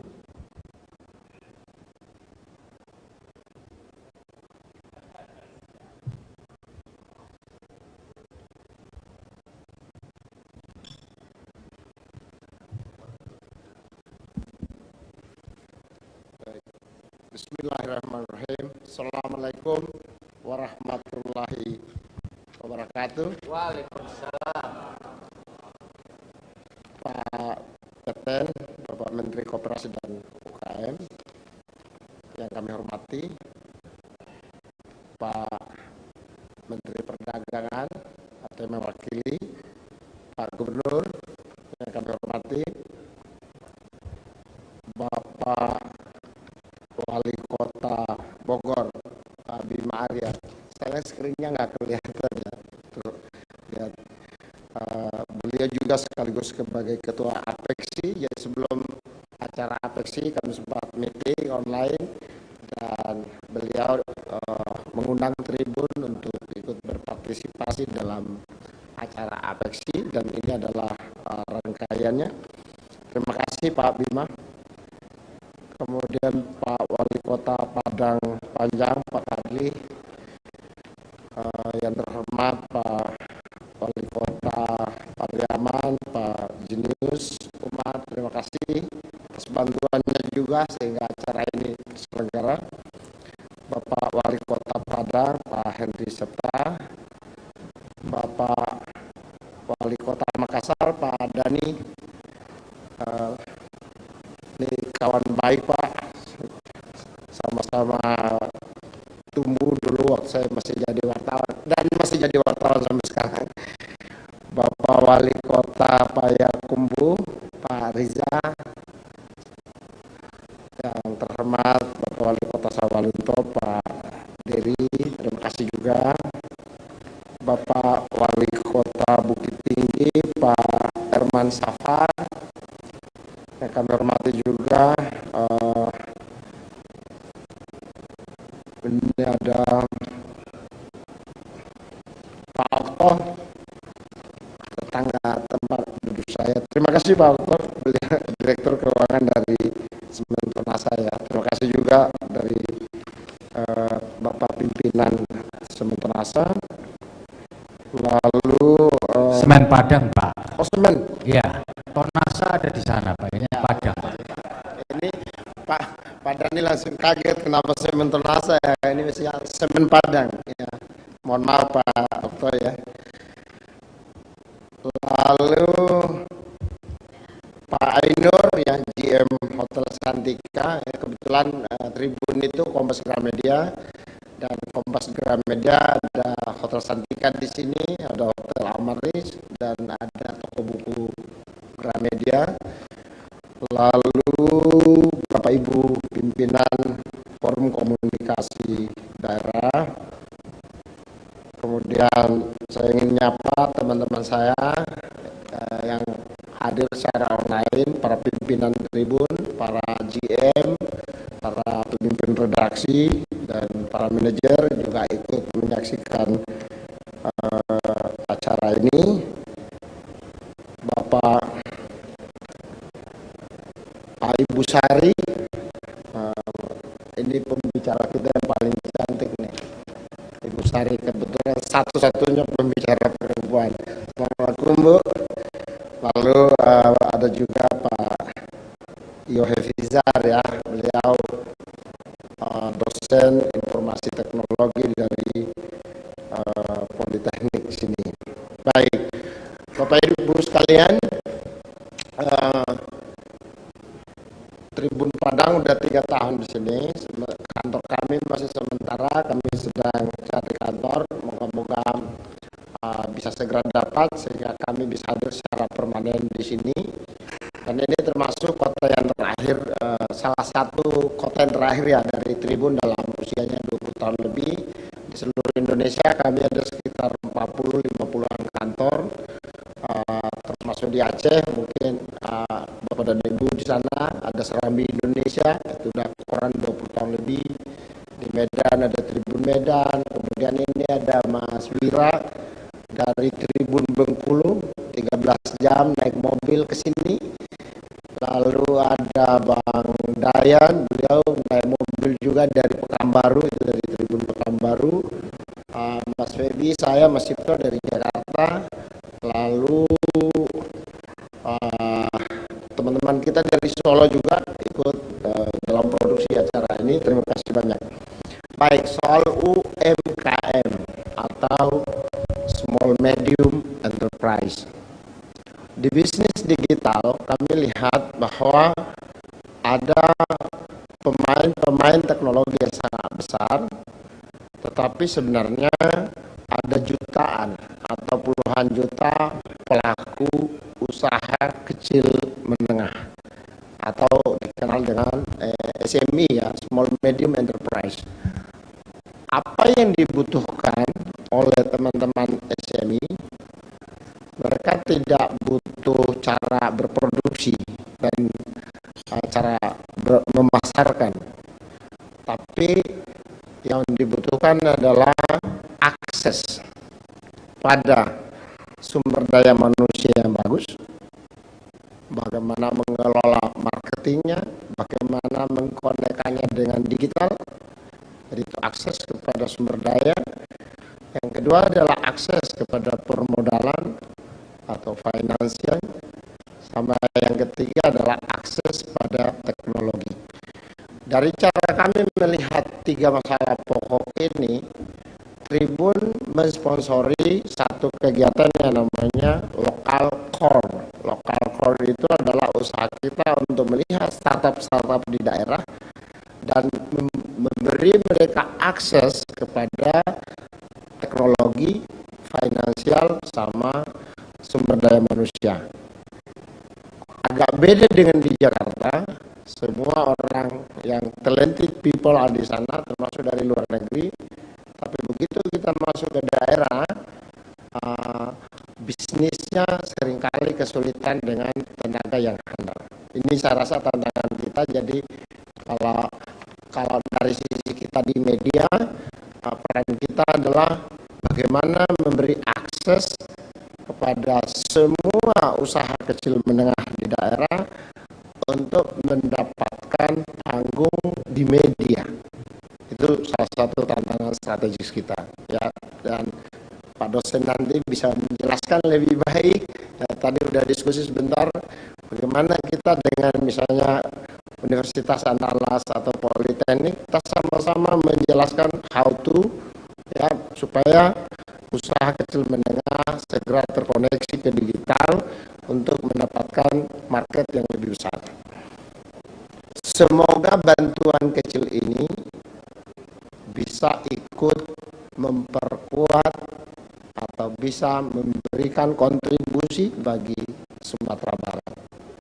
Itu pengantar, mohon doa restu, dan mari kita ikuti webinar ini.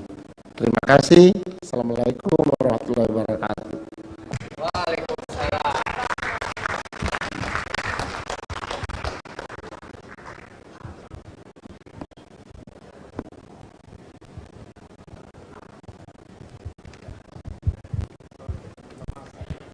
Terima kasih kita ucapkan kepada Bapak Dahlan Dahi.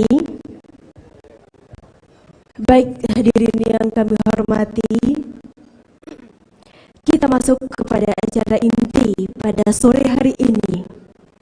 Untuk itu saya mohon pamit sejenak karena panggung ini akan saya serahkan kepada Bapak Febi Mahendra Putra yang akan memandu jalannya talk show kita pada sore hari ini.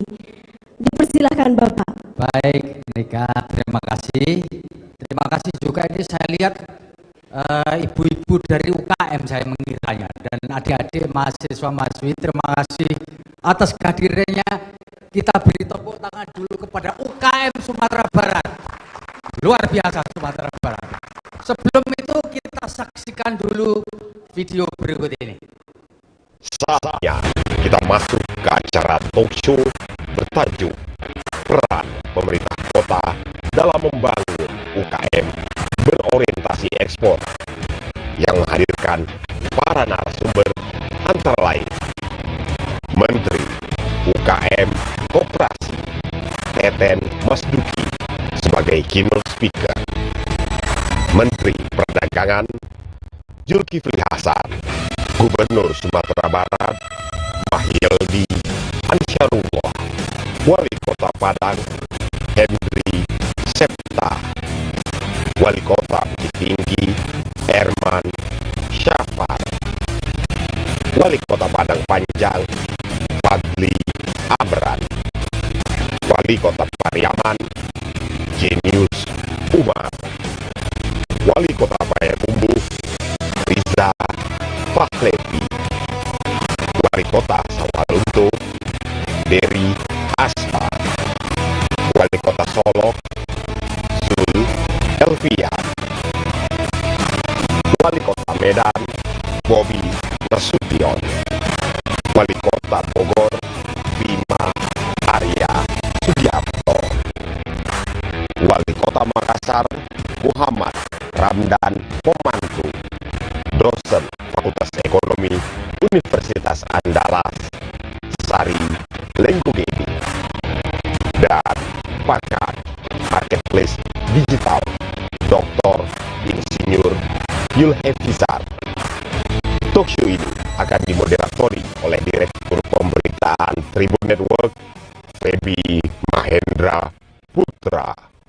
Terima kasih Bapak, kita masuk ke acara inti, tapi sebelum itu Pak, saya mau berpantun dulu lah biar kita hangat. Nanti Bapak Ibu bilang cakep gitu ya, supaya saya lebih semangat. Ayam hutan namanya bekisar. Cakep. Bekisar hitam, mahal harganya. Cakep. Tribunnews.com, portal nasional terbesar. Tribunpadang.com, ikut jadi bagiannya. Membeli beras ke kota Solo. Cakep. Rendangnya empuk, lezat rasanya. Promi di Sumatera Barat memang elok, alamnya indah, UKM-nya dahsyat. Yes. Pergi ke pasar beli kelengkeng, kelengkeng manis pemberian kerabat. Tribunpadang.com bukan portal kaleng-kaleng, siap membantu UKM di Sumatera Barat. Iya, terima kasih. Dan kita akan sapa lebih dulu ya Pak Teten Mas Dugi, tapi beliau mengutus staf khusus beliau ya, karena beliau ada tugas negara yang tidak bisa ditinggalkan. Saya akan menyapa Pak Risa Damanik dulu. Pak Risa Damanik, staf khusus Menkop UKM. Selamat sore Pak.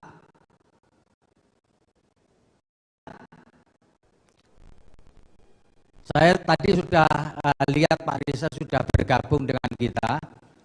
Kalau belum bergabung, saya ingin menyapa Pak Marodop Nainggolan, Direktur Pengembangan Pasar dan Informasi Pengembangan Ekspor Nasional. Pak Marodop. Pak Marodop ya. Halo Pak, Pak Risa atau Pak Marodop ini?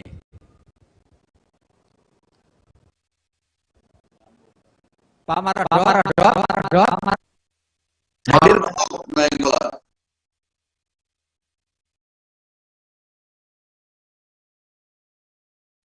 Pak Risa. Tuh, ini teknologi begini Pak, kadang-kadang masuk, kadang-kadang enggak. Pak Risa, selamat sore. Bapak, selamat sore. Assalamualaikum. Selamat sore, assalamualaikum Pak.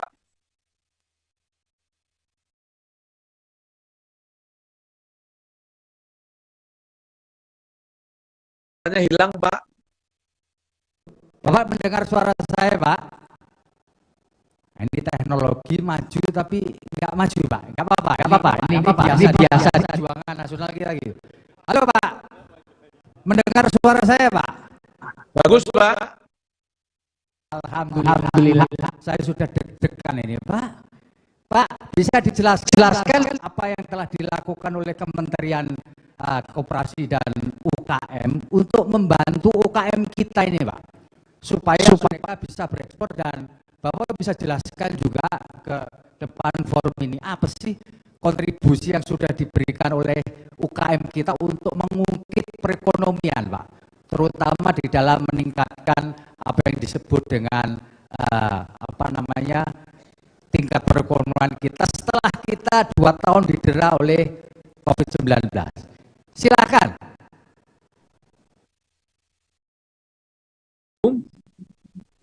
Silakan Pak Risa Damani. Baik Pak, terima kasih Pak. Pak Radif ya Pak ya. Selamat sore, salam sejahtera untuk kita semuanya. Assalamualaikum warahmatullahi wabarakatuh. Yang kami hormati tentunya Bapak Ibu yang hadir pada kesempatan hari ini. Sekali lagi mohon maaf karena Pak Menteri berhalangan hadir. Beliau mengutus kami untuk dapat mewakili. Terkait dengan tadi Pak ya, pertanyaan tadi yang disampaikan, tentu kita menyadari betul bahwa situasi ekonomi kita dalam 2 tahun terakhir tidaklah mudah, tapi kami harus mengatakan bahwa pelaku-pelaku UMKM kita ini punya daya lenting yang cukup kuat dan berkontribusi ya menahan situasi yang pelik tadi, dan alhamdulillah Kalau kita lihat pada kuartal kedua tahun 2022 ini, ekonomi kita tumbuh cukup baik, 5,44% year on year. Jadi artinya ini satu situasi yang baik, itu yang tentu kita ingin pertahankan dan terus tingkatkan. Nah, namun kita juga sadari bahwa pada sisi yang lain produktivitas dan daya saing UMKM kita ini masih relatif rendah, ya, sebagaimana mungkin sudah disampaikan pada sesi-sesi sebelumnya. Indikasinya itu terlihat dari kontribusi ekspornya yang bisa dikatakan masih relatif terbatas gitu ya. Kalau kita bandingkan misalnya saat ini kita pada kisaran 15,6% ya, atau jauh di bawah kontribusi UMKM China misalnya yang sudah sampai pada 68%, India sudah 40%, Malaysia dan Vietnam itu sekitar 17%. Nah, untuk itulah kami di Kementerian Koperasi dan UKM itu menargetkan insya Allah di tahun 2024 yang akan datang kontribusi pendapatan ekspor kita dari UMKM itu bisa meningkat menjadi 17%. Ya, ini yang kita ingin targetkan.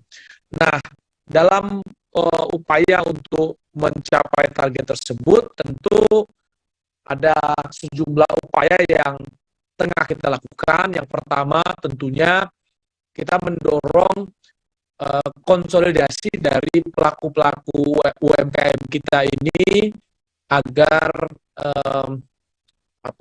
masuk dalam skala ekonomi, tidak lagi kecil-kecil. Ya, ini kami ingin wadahi melalui koperasi. Kita menargetkan sampai tahun 2024 kita punya 500 setidaknya ya koperasi modern yang dalam hal ini memainkan peran yang cukup strategis, baik itu dalam kerangka konsolidasi komoditinya, produknya, hasil produksinya, maupun dalam kaitan dengan membangun kemitraan-kemitraan strategis baik di pasar lokal, nasional maupun global gitu. Nah, yang kedua, kami di Kementerian Koperasi juga itu tengah mendorong rumah produksi bersama, Pak. Ya, jadi ini tahun ini ada 5 piloting yang kita sedang coba, ya, ada di 5 lokasi. Yang pertama itu di Aceh, ya, komoditinya nilam.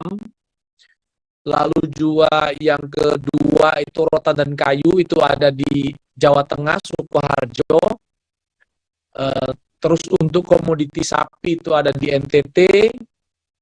Bio Farmaka ini ada di Kalimantan Timur, dan kelapa di Sulawesi Utara, tepatnya di Halmahera Selatan. Ini juga menjadi prioritas kita. Kita berharap nantinya dengan adanya rumah produksi bersama ini, pelaku-pelaku UMKM kita yang sudah punya bahan baku unggul di daerahnya masing-masing, itu justru bisa semakin berkembang usahanya dengan fasilitasi kelengkapan ya, inovasi, teknologi, pabrik, fasilitas yang memadai, yang bisa digunakan secara bersama-sama, yang kualitasnya, yang manfaatnya, yang inovasinya tidak kalah dengan yang dimiliki oleh korporasi-korporasi besar. Harapan kita begitu ya. Itulah kenapa kita mencoba untuk mendorong adanya rumah produksi bersama tadi itu. Dan yang ketiga tentu akses pembiayaan. Ini menjadi sangat krusial tentu. Berkembangnya usaha tentu membutuhkan modal yang juga terus meningkat. Kaitannya dengan pembiayaan ekspor, kita sudah punya LPI ya, Lembaga Pembiayaan Ekspor Indonesia, dan juga secara spesifik Presiden sudah memberikan arahan kepada kita semua, kepada kami, ya dalam kaitan dengan dukungan kepada UMKM hingga tahun 2024 itu rasio kredit perbankan diharapkan meningkat menjadi yang tadinya hanya 20% untuk UMKM itu bisa meningkat menjadi 30% di tahun 2024 yang akan datang ya. Itu sudah diikuti dengan berbagai perubahan-perubahan atau peningkatan-peningkatan, termasuk tahun ini kredit usaha rakyat kita itu meningkat mencapai lebih dari 350 triliun sudah. Nah, yang lain ada pembiayaan melalui lembaga pembiayaan dana bergulir, Pak ya. Ini BLU yang ada di Kementerian Koperasi dan UKM yang sejak 3 tahun terakhir ini secara khusus digunakan untuk pembiayaan kepada koperasi-koperasi, khususnya koperasi-koperasi sektor real yang berorientasi substitusi impor maupun orientasi ekspor gitu. Dan yang lain tentu ada BNI Ekspora ya, ini juga sudah banyak kolaborasi dilakukan, termasuk diantaranya juga dengan modal Ventura dan lain-lain. Nah, di luar itu Pak, kita melakukan juga peningkatan kapasitas daripada SDM pelaku-pelaku UMKM kita di SMESCO. Kita sedang mengembangkan apa yang disebut dengan sekolah ekspor.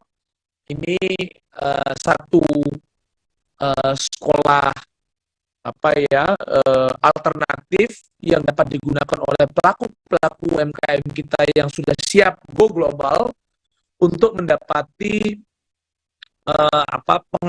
pengalaman ya, experience yang konkret, yang aplikatif ya, yang bisa digunakan dalam upaya untuk pengembangan usahanya menuju pasar global gitu ya. Dan juga kita punya SMESCO Hub Timur Pak, ini baru dikembangkan, tepatnya ada di Bali, jadi khususnya untuk Bapak Ibu kepala daerah yang dari timur Indonesia yang selama ini punya komoditi-komoditi unggulan yang dapat atau diminati oleh pasar global, tapi sulit melakukan ekspor keluar karena volumenya sangat terbatas dan sementara logistiknya juga terbatas dan seterusnya. Maka kita punya sekarang namanya SMESCO Hub Timur, ditempatkan di Bali. Ini diharapkan bisa melakukan sebagai agregator ya, sekaligus juga memperkuat sistem logistik khususnya untuk pelaku-pelaku UMKM kita di timur Indonesia. Saya kira hal yang lain mungkin yang kaitannya langsung dengan digitalisasi Pak ya, ini juga menjadi sangat penting sekali, baik itu untuk masuk ke pasar regional maupun global. Dan alhamdulillah sepanjang pandemi COVID-19 ini terjadi lompatan yang luar biasa, ada peningkatan sekitar 137% pelaku UMKM kita yang masuk ke dalam ekosistem digital, yang sekarang angkanya sudah mencapai 19 juta pelaku UMKM. Kami menargetkan nanti di tahun 2024 setidaknya 30 juta UMKM kita sudah go digital, dan ini bisa menjadi bekal kita, baik itu untuk mendapat banyak manfaat dari ekonomi digital yang terus tumbuh, tapi di saat yang sama juga mengantisipasi krisis-krisis yang mungkin terjadi di masa depan. Ya, kalau kita belajar dari COVID, dari mulai triwulan pertama, kedua COVID, ya itu bisa terlihat sampai hari ini yang secara konsisten terus bisa bertahan dan bahkan bisa lompat, itu adalah UMKM yang go digital. Saya kira itu Pak, di antara yang mungkin bisa kami sampaikan pada kesempatan ini. Terima kasih. Pak Sisa Damani, saya ingin bergeser ini ke Pak Wali Kota Padang Panjang ini, Pak Fadli Amran. Pak bisa cerita nggak Pak, di Padang Panjang ini Bapak kan untuk meningkatkan UKM di bidang Mamin ini kan Bapak pernah membuat kebijakan pajaknya dipotong dari 10 menjadi 5 Pak untuk menumbuhkan ini. Bapak bisa cerita ini Pak, gimana Pak? Silakan ya, Pak. Terima kasih. Pertama-tama Assalamualaikum warahmatullahi wabarakatuh. Salam sejahtera untuk kita bersama. Sedikit Pak, ya. Kota Padang Panjang ini kota kecil dengan penduduk hanya 57.000 dan alhamdulillah bertepatan terletak di tengah-tengah Sumatera Barat. Sehingga memang banyak lalu lintas traffic yang berlalu di Kota Padang Panjang. Makanya ada juga kadang-kadang orang menyampaikan Kota Padang Panjang ini kota persinggahan kan begitu. Sehingga ini yang kita lirik supaya bisa kita manfaatkan menjadi salah satu pusat kulineri di Sumatera Barat. Sehingga ketika saya duduk menjadi wali kota, kita bikin perubahan, merubah pajak untuk restoran menjadi 5% dari 10%. Dan ini bisa kita lihat alhamdulillah walaupun Covid, peningkatan bisnis-bisnis kulineri di Padang Panjang ini sangat luar biasa, hampir 10% angkanya. Dan Kota Padang Panjang karena kota kecil, memang kita sangat-sangat bersandarkan kepada UMKM, yaitu hampir 99% bisnis ataupun perdagangan di Kota Padang Panjang ini adalah usaha mikro. Iya, usaha mikro Pak. Jadi hampir angkanya 13.000 usaha mikro yang ada di Kota Padang Panjang. Sehingga tadi apa yang disampaikan oleh Bapak Stafsus, kita juga sangat fokus dalam bagaimana mengelompokkan usaha-usaha mikro ini, karena tidak mungkin kebijakan kita bisa menakar keseluruhan usaha-usaha mikro yang ada di Kota Padang Panjang. Sehingga salah satu program prioritas kita adalah bagaimana kita membentuk koperasi syariah. Dan alhamdulillah diberikan penghargaan apa itu rencana bakti dari Kementerian di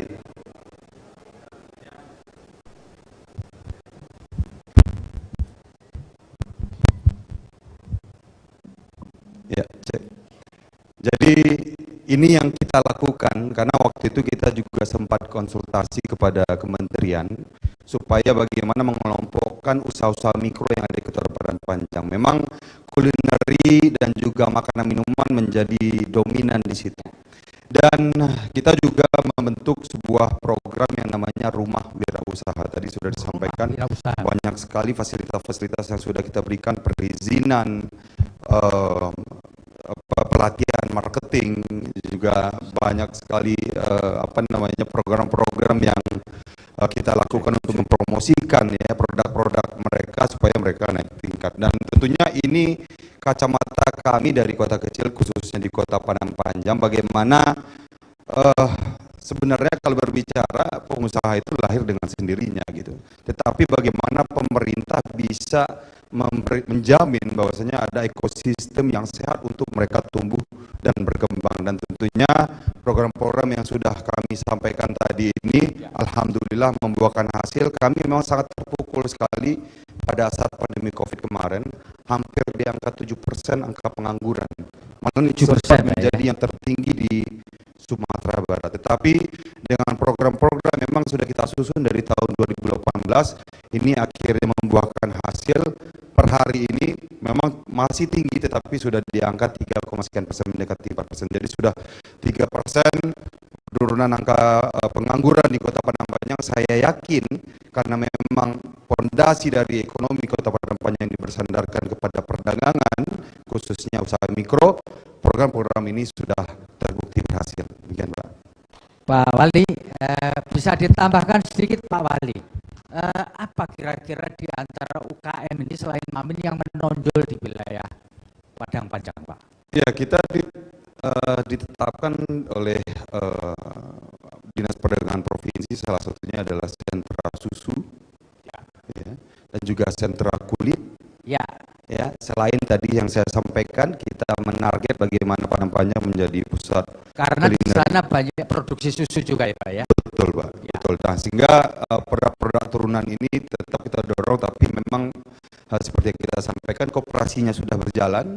Ya, tetapi mudah-mudahan ke depannya bisa lebih banyak lagi produk turunan yang bisa bersaing begitu ya. Kami kalau untuk ekspor ekspor susu ini belum ya, tapi untuk menyuplai daerah-daerah ataupun provinsi sekitar sudah. Tetapi bagaimana dengan rumah branding di dalam rumah wirausaha tadi itu, ya, bagaimana kita mencoba memberikan coaching klinik melalui rumah wirausaha, kita bekerja sama dengan sahabat UMKM, bekerja sama dengan pemerintah kota, melaksanakan kegiatan bisnis coaching yang biasanya bayar puluhan juta, tetapi sekarang pemerintah yang mengadakannya. Gitu. Baik, terima kasih Pak Fadli Amran. Moga-moga sukses. Dan saya ingin beralih ke luar wilayah Sumbar. Ada Pak Dani Pomanto, panggilan dari Pak Ramdan Pomanto. Pak, mohon izin, Pak Pomanto ini juga punya strategi, yaitu bagaimana mengembangkan UKM dari lorong. Pak Dani bisa cerita ini bagaimana Bapak bisa membantu UKM di Makassar, kota terbesar di wilayah timur Indonesia, supaya mereka bisa survive setelah COVID-19, Pak. Terima kasih Pak Febi, teman-teman yang saya hormati. Saya kira saya terima kasih diundang di sini bisa sharing. Kita belajar dari pandemi, belajar dari sejarah UMKM yang begitu menjadi fighter ekonomi kita. Sebelumnya adalah ada namanya krisis moneter, kemudian pandemi. Ternyata di pandemi itu ada dua hal yang kita harus belajar atau menjadi pelajaran bagi kita. Pertama, yang bertahan itu justru UMKM. Kecil ya Pak ya. Di Makassar itu yang bertahan UMKM yang sudah pakai semi online. Oke. Yang kedua tentunya digitalisasi. Ya. Nah, maka dengan itu Makassar memiliki konsep yang sudah terintegrasi sejak pandemi kemarin. Ya. Kami punya namanya Makassar Recover.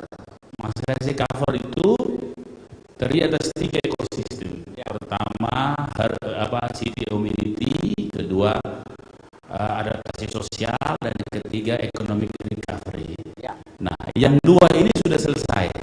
Pak ya. Nah, sekarang economic recovery. Nah, belajar dari pandemi, maka inti daripada recovery ekonomi kita adalah UMKM objeknya. Kemudian apa yang kami lakukan di UMKM? Hibridisasi ekonomi. Nah, menjadi ekonomi yang hybrid ini adalah bagaimana kita bisa mentransformasi UMKM analog, kemudian menuju UMKM yang digital. Kami mendirikan namanya inkubator center. Inkubator center. Tempatnya di gang-gang, di lorong-lorong. Oh, jadi lorong itu kalau di sini gang gitu ya Pak ya? Gang, ya. Lorong-lorong kami punya 8.700 lorong. 8.700 lorong. Kami sudah mencanangkan 5.000 lorong kita akan jadikan namanya lorong wisata. Nah, selama ini kita ada serial lorong, ada lorong sehat, kita sudah dapat inovasi Indonesia yang terbaik, beberapa lorong KB, lorong inflasi.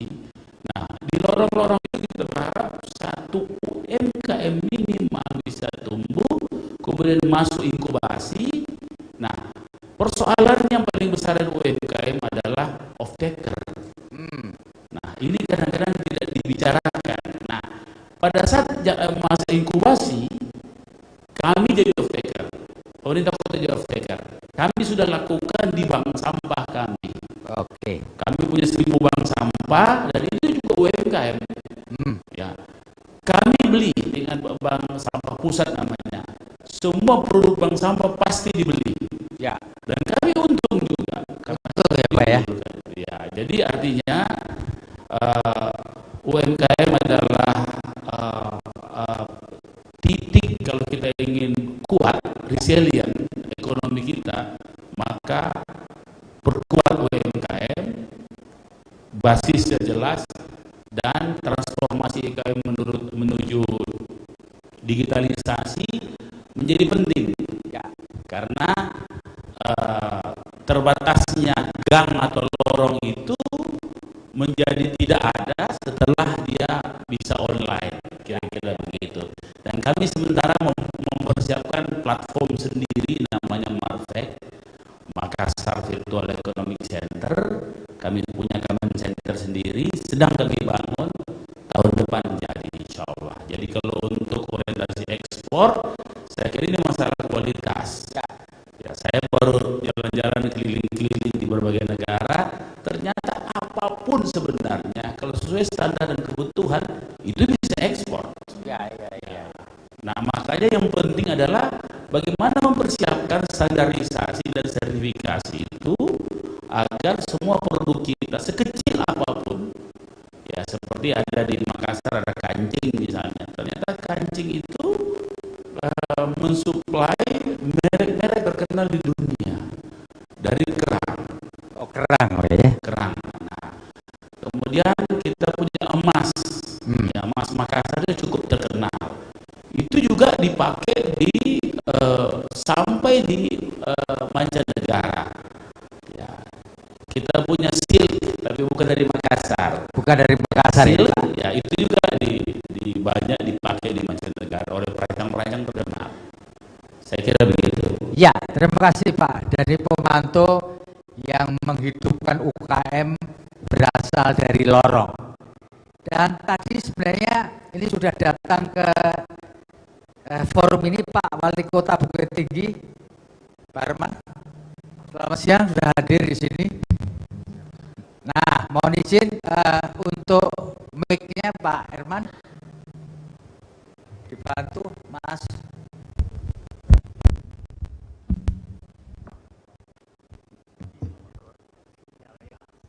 Ini. Nah. Terima kasih. Siang Bapak. Pak Herman, sabar. Ini kita pernah bertemu di rumah dinas Bapak di Bukit Tinggi. Oke. Bukit Tinggi adalah satu tujuan wisata yang terkenal karena jam gadang, hawanya sejuk, dan tentu mempunyai produk-produk unggulan di UKM di Bukit Tinggi, Pak Herman. Bisa cerita bagaimana sebagai wali kota di Bukit Tinggi, Bapak dari kaum muda ini bisa mendorong mereka untuk bisa menghasilkan produk yang berkualitas, syukur-syukur bisa diekspor ke luar negeri, Pak. Silakan, Pak. Oke. Di kota Bukit Tinggi ini 8% populasi kita itu bekerja. 8% ya. Di Pemko, di perusahaan-perusahaan yang ada di kota Bukit Tinggi. Sisanya adalah UKM. Ya. Sebelum COVID ini sudah berjalan normal ya. Pasca COVID ini UKM ini kehilangan potensi penghasilan. Sebenarnya yang hilang itu hanya potensi penghasilan 1 hari. Beda dengan perusahaan-perusahaan besar. Begitu ada COVID kemarin, dia kehilangan 10 tahun laba perusahaan. Kalau UKM kami hanya 1 hari kehilangan. Jadi pola kita memulihkan ekonomi masyarakat para pelaku usaha adalah dengan memberikan bantuan modal tanpa bunga di Pemko. Ini berjalan di tahun sekarang. Ya. Seluruh biaya administrasi, biaya asuransi, lalu beban bunga yang harus dibayarkan oleh masyarakat ditanggung oleh APBD. Alhamdulillah serapannya ini hampir 100% di bulan ke-7 di tahun berjalan. Dan juga apakah Bukit Tinggi ini ada barang-barang yang kita ekspor? Secara mandiri ada masyarakat yang memang sudah melayani kebutuhan belanja dari pedagang asal kota Malaysia, asal negara Malaysia. Ya. Mereka datang sendiri langsung ke kota Bukit Tinggi lalu belanja membawa beberapa produk fashion. Ya. Karena memang pakaian-pakaian khas daerah kota Bukit Tinggi, daerah Minang, sebenarnya menjadi pakaian harian buat masyarakat Malaysia di negaranya. Oh, jadi sudah terkenal di Malaysia ya Pak ya. Mulai dari sendal datuk itu juga laku di sana. Masyarakat kami ada yang mengirim secara rutin. Lalu juga pedagang di sananya juga asal Minangkabau. Jadi hubungan antar pedagang Minang yang berada di Malaysia, lalu juga produksian masyarakat lokal ini yang membuat produk kita bisa tembus ke pasar negara Malaysia, begitu. Jadi ini songketnya ya Pak ya.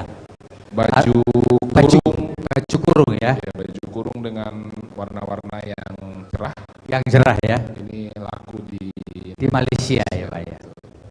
Kira-kira selama ini ada hambatan Pak untuk mengirim barang-barang garmen itu ke Malaysia dari Bukit Tinggi? Yang difasilitasi oleh pemerintah belum ada. Belum ada ya. Tapi masyarakat sudah mandiri dan juga para pedagang asal negara Malaysia ini mereka berkunjung langsung tenteng barang bawa ke Malaysia. Iya. Tapi masalahnya sekarang pasca Covid pelayanan penerbangan Malaysia Padang kan ditutup. Ya. Kita 1.300.000 kunjungan 1 tahun. Ya. Regional. Ya. 300.000 itu Malaysia masuk ke kota Bukit Tinggi. Ini hilang sekarang. Adalah beberapa sekarang juga masuk dari Rusia, tamu Turki dan segala macam, tapi masih 5% dari jumlah pengunjung sebelum Covid. Ya. Ya, begitu. Itu ya yang terjadi ya Pak ya. Ya. Tapi moga-moga ini Covid segera berlalu sehingga apa yang kemarin sudah didapatkan oleh UKM dari Bukit Tinggi bisa kembali. Penerbangan Malaysia. Yang penting penerbangannya ya Pak ya. Baik, moga-moga penerbangannya segera dibuka dan kita semua dapat ya. Tepuk tangan buat Bukit Tinggi. Dan saya ingin bergeser ke Payakumbuh ini Pak. Nah, mohon izin. Jadi Payakumbuh ini saya mendengar ada sentra rendang. Dan katanya rendangnya dahsyat ini. Pak Wali Kota bisa cerita Pak Bunda bagaimana sentra rendang dan apa pengaruhnya rendang buat UKM di Payakumbuh Pak?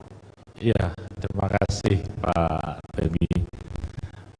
Kita mencoba berpikir untuk bagaimana rendang ini standarnya benar gitu Pak. Sebenarnya secara bisnis pada umumnya orang awak ini kan pengusaha. Ya. Jadi nggak ditolong pun dia sebenarnya sudah berusaha. Sudah laku barangnya.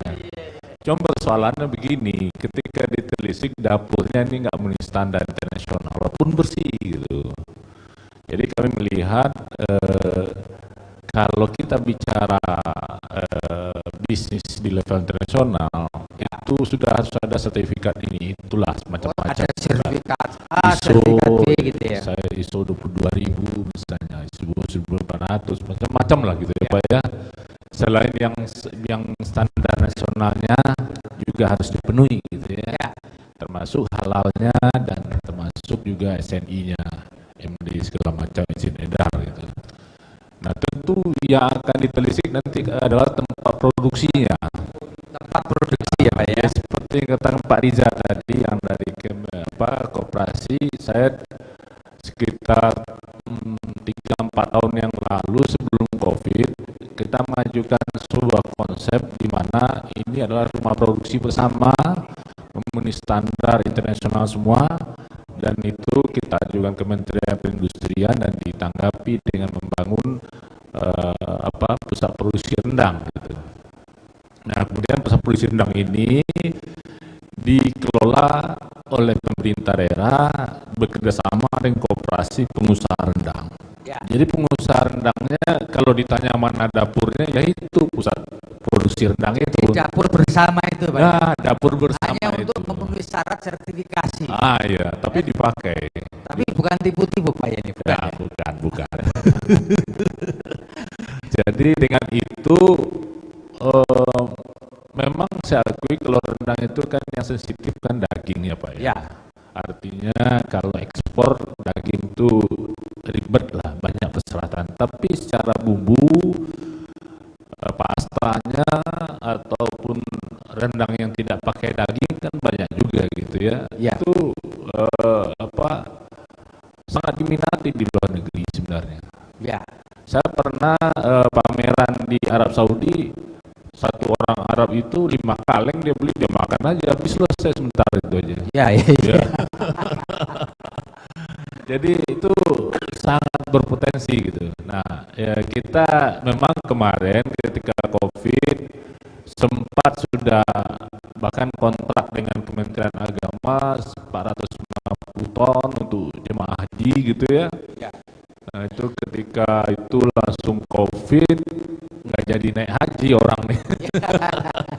Jadi udah rendangnya juga batal gitu, nggak apa-apa. Tapi sekarang sudah mulai lagi bangkit.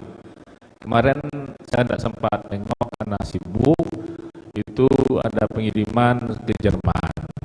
Kemudian juga ke Malaysia ada beberapa rencana kerja, kemudian juga penyelenggara umroh mulai rajin datang ke tempat kita untuk produksi. Di samping yang sudah produksi jual ke Pulau Jawa itu rata-rata ada beberapa yang saya tengok itu sekitar 200 sampai 250 kilo per hari itu dagingnya. Nah, masalah daging juga kadang-kadang dia bermasalah, jadi kita bantu juga gitu. Nah, gitulah kira-kira. Jadi sekarang sudah ada punya kita rumah produksi standar pabrik kelas-kelas Indofood lah gitu. Ya. Itu ya Pak ya. Iya. Jadi Payakumbuh ini ikonnya adalah rendang Pak ya. Seperti kebanyakan juga di wilayah-wilayah lain Sumatera Barat. Kita beri tepuk tangan pada Payakumbuh. Terima kasih. Dan saya akan menyapa dulu Pak Marolop Nainggolan. Pak Marolop apakah sudah bergabung dengan kita? Direktur Pengembangan Pasar dan Informasi Kementerian Perdagangan. Selamat sore Pak Marolop. Pak Marolop Nainggolan sudah tersambung? Sudah Pak. Marolop, bahasa bisa kedengaran. Saya ingin Bapak cerita Pak untuk membantu UKM, karena UKM ini kan biasanya harus mendapatkan surat ini, surat itu, sertifikat ini, sertifikat itu dari Kementerian Perdagangan. Mungkin Bapak bisa ceritakan secara singkat apa yang harus UKM lakukan ketika mereka mau berorientasi kepada ekspor. Silakan Pak Marolop. Suara Bapak putus-putus, tapi saya kira-kira bisa menangkap apa yang dimaksud. Benaran ya? Lanjut. Baik. Ya baik Pak. Jadi mungkin saya sapa dulu Bapak Ibu sekalian yang hadir di lokasi di Padang. Saya juga menitipkan pesan dari Menteri Perdagangan Pak Zulkifli Hasan yang tidak bisa hadir pada kesempatan ini. Beliau ada tugas yang mendadak yang tidak bisa diwakilkan, jadi memberikan tugas kepada saya untuk mewakili beliau. Jadi Bapak Ibu sekalian, terutama Bapak Wali Kota yang tadi sudah hadir secara fisik, kemudian saya mencatat Pak Dahlan Dai, CEO dari Tribun Network, Pak Feby, terima kasih Pak sudah memoderasi kita. Mudah-mudahan saja pertemuan hari ini bisa mendapat manfaat untuk kita semua, terutama buat UKM kita. Jadi Pak Feby, kalau ditanya apa yang dilakukan oleh Kementerian Perdagangan untuk meningkatkan ekspor, terutama dari UKM, sebenarnya cukup banyak. Saya mungkin tidak cukup waktunya nanti kalau semuanya saya jelaskan, tapi saya akan menambahi saja apa yang disampaikan oleh Pak Rizal Manik tadi dari KKM, karena sebenarnya sudah hampir semua itu sudah disiapkan oleh Kementerian KKM. Kami mungkin lebih banyak cerita kepada pasar saja. Jadi kami dari Kementerian Perdagangan lebih banyak memberikan fasilitasi ke pasar, Pak. Bagaimana produk-produk UKM kita bisa masuk ke pasar, tentu caranya bisa melalui promosi, bisa melalui business matching, bisa melalui hal-hal lain yang berkaitan dengan itu. Informasi dari pasar kami akan sampaikan kepada para UKM kita yang memang membutuhkan informasi itu, dan tentu saja di dalam digitalisasi perekonomian sekarang kami juga menyiapkan layanan-layanan yang sifatnya dari online, sehingga tidak perlu harus bertatap muka dengan kami untuk mendapatkan informasi yang sederhana misalnya. Tidak perlu harus berhubungan dengan atas perdagangan langsung, cukup dengan kami juga bisa di Jakarta berbahasa Indonesia, tidak perlu harus menunggu lama, kami bisa menyiapkan informasi yang dibutuhkan. Katakan saja kalau ada produk dari UKM kita yang siap, tadi saya melihat dari catatan saya, dari Padang Panjang ada susu, ada kulit, kemudian dari Makassar ada kancing dari kerang, kemudian Bukit Tinggi dengan baju kurung songket, serta pai kumbut dengan rendangnya. Menurut saya ini semua bisa kita pasarkan ke luar negeri, dan informasinya ada di tempat kami di Kementerian Perdagangan di Jakarta. Saya mungkin nanti akan memberikan sedikit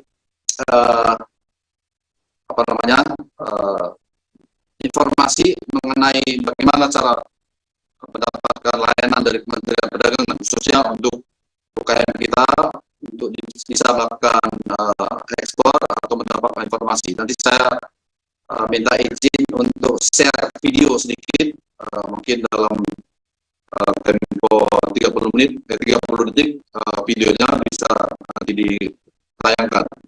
Jadi Pak Febi, kami juga memiliki layanan untuk UKM kita bisa memamerkan produknya secara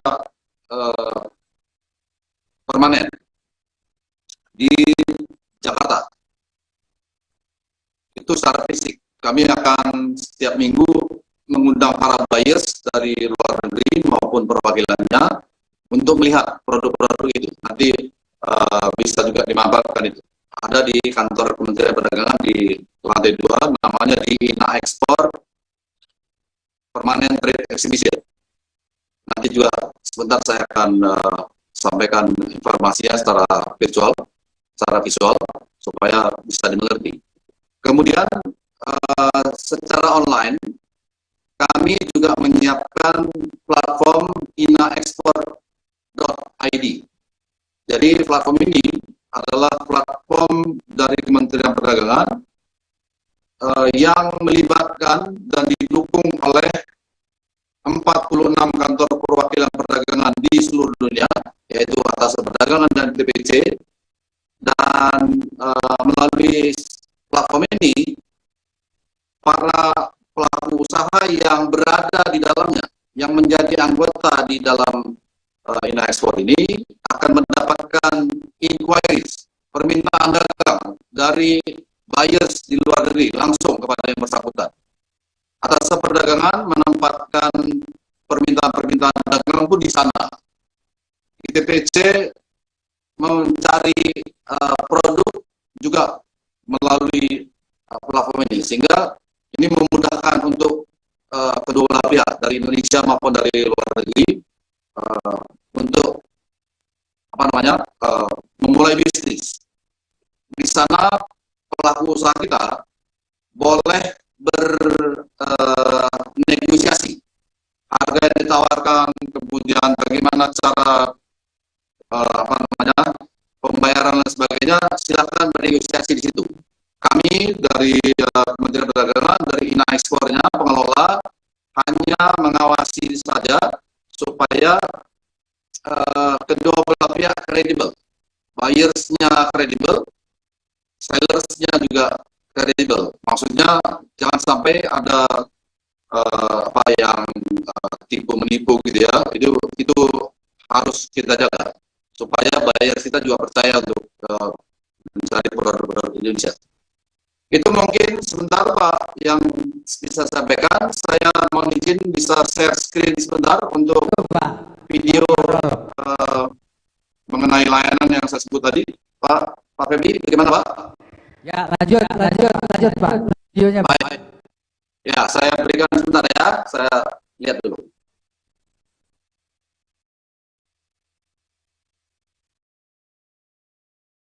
Buat UKM untuk mengikuti expo, jadi langsung bisa bertemu dengan buyers.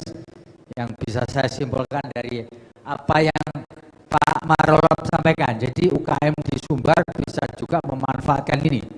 Kita tonton bersama video Pak Marolop dulu. Silakan Pak. Saya nggak bisa ya, kemana nih larinya? Sebentar dulu Pak. Nggak apa-apa Pak, santuy aja Pak. Apa saya sudah dibolehkan share screen? Share screen untuk, oke Pak, sudah bisa Pak, share screen Pak, lanjut. Bisa ya, sebentar, saya cari dulu nih kalau gitu, ya.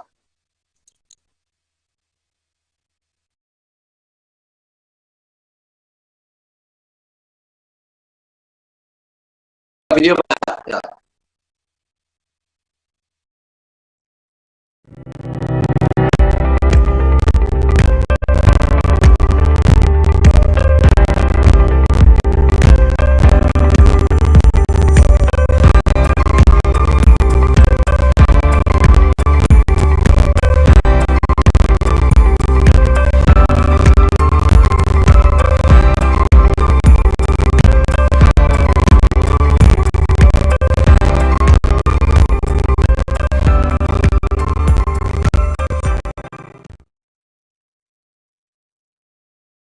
Satu lagi Pak, dua lagi Pak, supaya nanti ke saya pikir panjang videonya, ternyata pendek. Siapapun.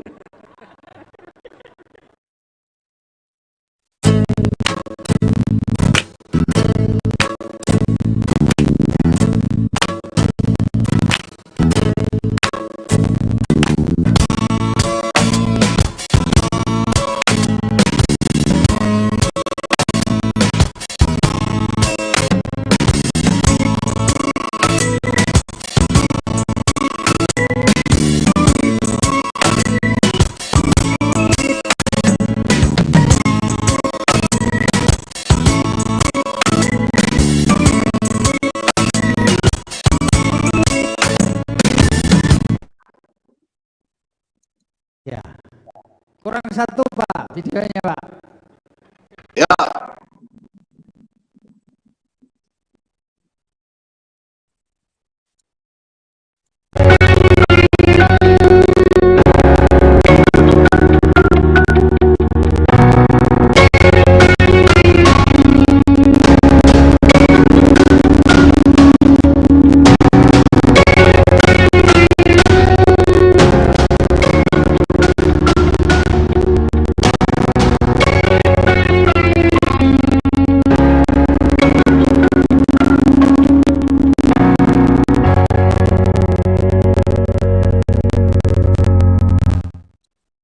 Baik, Pak Feby, itu ada 3 video. Saya nanti akan kirimkan ke Pak Feby.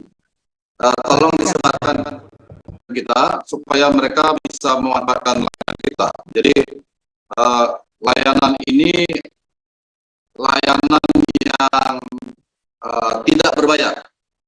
Di depan maupun di belakang tidak dibayar.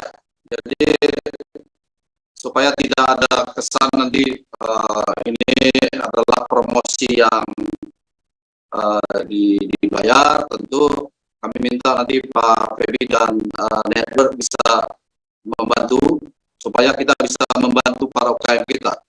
Di INA Export sendiri kami sudah mendaftarkan 12.000 pelaku usaha kita masuk di dalam inaexport.id, sehingga buyers kita memiliki pilihan yang cukup besar untuk produk-produk Indonesia. Jadi produk UKM yang memang ingin masuk ke pasar ekspor, silakan memanfaatkan layanan ini supaya kami juga memiliki, tentu sebagai pemasar, kami membutuhkan informasi yang lengkap daripada UKM kita supaya kita bisa promosikan. Jadi silakan Pak, nanti dikirimkan kepada para UKM kita ketiga video tadi untuk bisa digunakan. Kepada Bapak para pejabat di daerah, terutama ada Pak Wali Kota, ini ada beberapa yang hadir. Kami juga siap Pak untuk membantu Bapak-Bapak apabila ada produk-produk yang memang sudah siap ekspor, menurut Bapak-Bapak sudah siap secara kapasitas, kuantitas, kemudian kualitasnya, tentu kita berharap bisa kami dapat dari Bapak, para wali kota, para pimpinan daerah, untuk bisa kami promosikan. Karena kami melakukan business matching Pak setiap minggu di kantor di Kementerian Perdagangan di Jakarta. Kami mengundang buyers dan para perwakilan buyers ke kantor kami untuk bertemu dengan para pelaku usaha. Jadi setiap Kamis kami akan melakukan pertemuan. Besok kami akan melakukan kegiatan yang sama.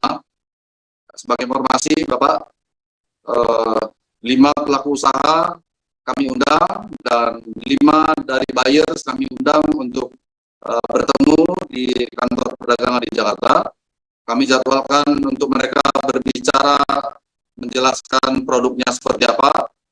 Nanti buyers dan perwakilan buyersnya bertanya kira-kira seperti apa rencana bisnis yang mungkin dilakukan. Kami lakukan layanan setiap hari Kamis. Tetapi karena situasinya juga ini adalah pembatasan karena pandemi, kami batasi 5 perusahaan setiap minggu untuk bisa bertemu. Jadi kami menyiapkan tempat untuk mereka. Kemudian setiap hari Senin dan Rabu kami juga melakukan latihan-latihan yang sifatnya untuk membantu para UKM kita masuk pasar ekspor. Ada saja pelaku usaha kita yang belum mengerti cara bayar, belum mengerti bagaimana bernegosiasi. Nah, tentu kami juga menyiapkan layanan itu, Bapak-bapak, para pemerintah di daerah. Silakan Bapak dimanfaatkan layanan ini sehingga kita bisa memberikan dukungan yang baik untuk UKM kita. Demikian Pak Febri, saya kembalikan ke Pak Febri. Terima kasih Pak. Pak Ralop Nainggolan tadi Pak Marolop sudah menawarkan kepada para kepala daerah memanfaatkan fasilitas yang ada di Kementerian Perdagangan. Pertemuan dan paya buyers akan dilakukan setiap hari Kamis. Jadi mohon ini dimanfaatkan juga ibu-ibu yang sebagai praktisi UKM. Dan selanjutnya saya ingin bergeser ke pemerintah Provinsi Sumatera Barat. Pak Gubernur diwakili oleh Kepala Dinas Koperasi dan UKM Pak Maswir. Pak Naswir, silakan Pak bisa menjelaskan kepada kita semua apa yang telah dan sedang yang akan dilakukan oleh pemerintah Provinsi Sumbar ini Pak. Karena di wilayah Sumbar ini kan sangat terkenal nih produk-produknya. Ini termasuk yang saya pakai. Ya ini saya kemarin beli 5 Pak, karena ternyata topi semacam ini jenisnya banyak. Silakan Pak. Ya, terima kasih Pak Bebi. Yang pertama, saya mohon maaf, menyampaikan salam maaf dari Pak Gubernur. Rencananya beliau mau datang tadi, jadi saya mau ragu-ragu, sehingga saya standby duduk di belakang. Iya Pak, silakan. Nanti kalau datang beliau duduk di depan semua. Iya Pak. Tapi terakhir, informasi terakhir, ada lagi tamu dari beliau yang datang, sehingga beliau nggak bisa datang. Ada kegiatan kita yang sangat baik ini pada kondisi yang seperti ini. Kemudian kalau kita berbicara permasalahan peran pemerintah kota dan provinsi di Sumatera Barat dalam rangka mendukung UMKM, pemerintah provinsi sudah menuangkan dalam bentuk progul. Ya. Jadi ada 3 progul dalam rangka menggenjot dan mendukung UMKM untuk lebih maju dan bisa naik kelas. Yang pertama, progul yang pertama itu bagaimana terwujudnya 100.000 entrepreneur di Sumatera Barat. Ya. Ini memang kita genjot mulai dari 2021 sampai 2026, sehingga ada 15 SKPD yang ditargetkan untuk mencapai kegiatan ini. Kemudian juga bekerja sama dengan perguruan tinggi negeri, perguruan tinggi negeri swasta yang ada di Sumatera Barat. Karena dari perguruan tinggi ini banyak milenial-milenial, terutama yang sudah didik tentang kewirausahaan. Ya. Nah, ini yang kita lanjutkan nanti, sehingga kita harapkan menjadi pengusaha-pengusaha tangguh. Kemudian progul yang kedua, bagaimana mendekatkan mereka dengan akses permodalan. Modal ya Pak ya? Ya, supaya mereka dapat modal. Tadi dari Bukit Tinggi sudah disampaikan oleh Pak Wali dalam rangka menggenjot supaya tumbuh para UMKM itu dan terhindar dari lembaga pembiayaan ya Pak, terhindar dari lembaga pembiayaan yang ilegal. Bahkan Pak Wali memberikan zero pembiayaan ya Pak, zero pembiayaan dan bekerja sama dengan BPR. Kemudian juga banyak daerah-daerah lain yang berbuat seperti itu, cuma bervariasi. Kalau Bukit Tinggi zero pembiayaan, ada juga kabupaten kota yang 2% atau 3%. Dan Sumatera Barat juga menggulirkan program yang namanya program Simama yang bekerja dengan Bank Megari. Kemudian yang ketiga, program yang ketiga, meningkatkan kapasitas kewirausahaan para UMKM, kemudian digitalisasi. Karena memang ini program sekarang, terutama masalah digitalisasi. Kita merasakan sendiri di lapangan terhadap masalah digitalisasi ini. Untuk memberikan legalitas kepada UMKM, diperlukan digitalisasi. Karena seluruhnya diinput melalui digitalisasi. Mulai dari NIP, Sihalal, IPRT, diinput melalui digitalisasi. Sehingga ini hal-hal yang sangat mendesak dan melakukan legalitas dan juga menyangkut tentang pemasaran. Kemudian di samping itu, dalam rangka menggenjot pemasaran di Sumatera Barat, Pak Gubernur juga memanfaatkan kerjasama Pak Wali. Saya izin, mohon maaf Pak Wali, Pak Gubernur tadi mohon izin ada tamu, jadi kita mewakili. Baik, lanjut Pak. Kemudian dalam rangka meningkatkan pemasaran dan kita cari pemasaran yang produk-produk yang spesifik di tempat kita di Sumatera Barat, terutama rendang Pak. Rendang tadi sudah disampaikan juga oleh Pak Wali Payakumbuh, ada koperasi rendang di sana. Kemarin ini benar kita sudah lakukan pengiriman barang 1 ton Pak Wali, kita kirim pakai amplop ya, 1 ton. Ini kita memakai hubungan ranah dan rantau. Ya. 6 bulan kita kurasi itu. Yang membantu mengkurasi itu adalah orang-orang kita yang ada di orang-orang Sumatera Barat, ya, yang ada di Ambruk. Ini Pak Budi Indra yang mengkurasinya. Bahkan beliau dalam rangka membantu para UMKM kita, terutama yang mikro-mikro ini, biaya akurasi dia yang membackup. Oh gitu ya Pak ya, luar Bahkan biasa ya. sudah ada di sana ada toko Indonesia. Di sini juga ada UMKM kita. Ada UMKM kita sini, Bu Rina mana? UKM itu. Berdiri nih. Bu. Nah, nih. Ya. Ini Dapur Mutiara Tepuk tangan, temukan. Koperasi Anak Nagari. Ya. Koperasi Anak Nagari. Di bawah Koperasi Anak Nagari bersama Dapur Mutiara. Beliau inilah yang mengirim 1 ton rendang dengan kemasan 50 ton rendang Pak ya? 50 gram ya. Wih, tepuk tangan 1 ton rendang nih.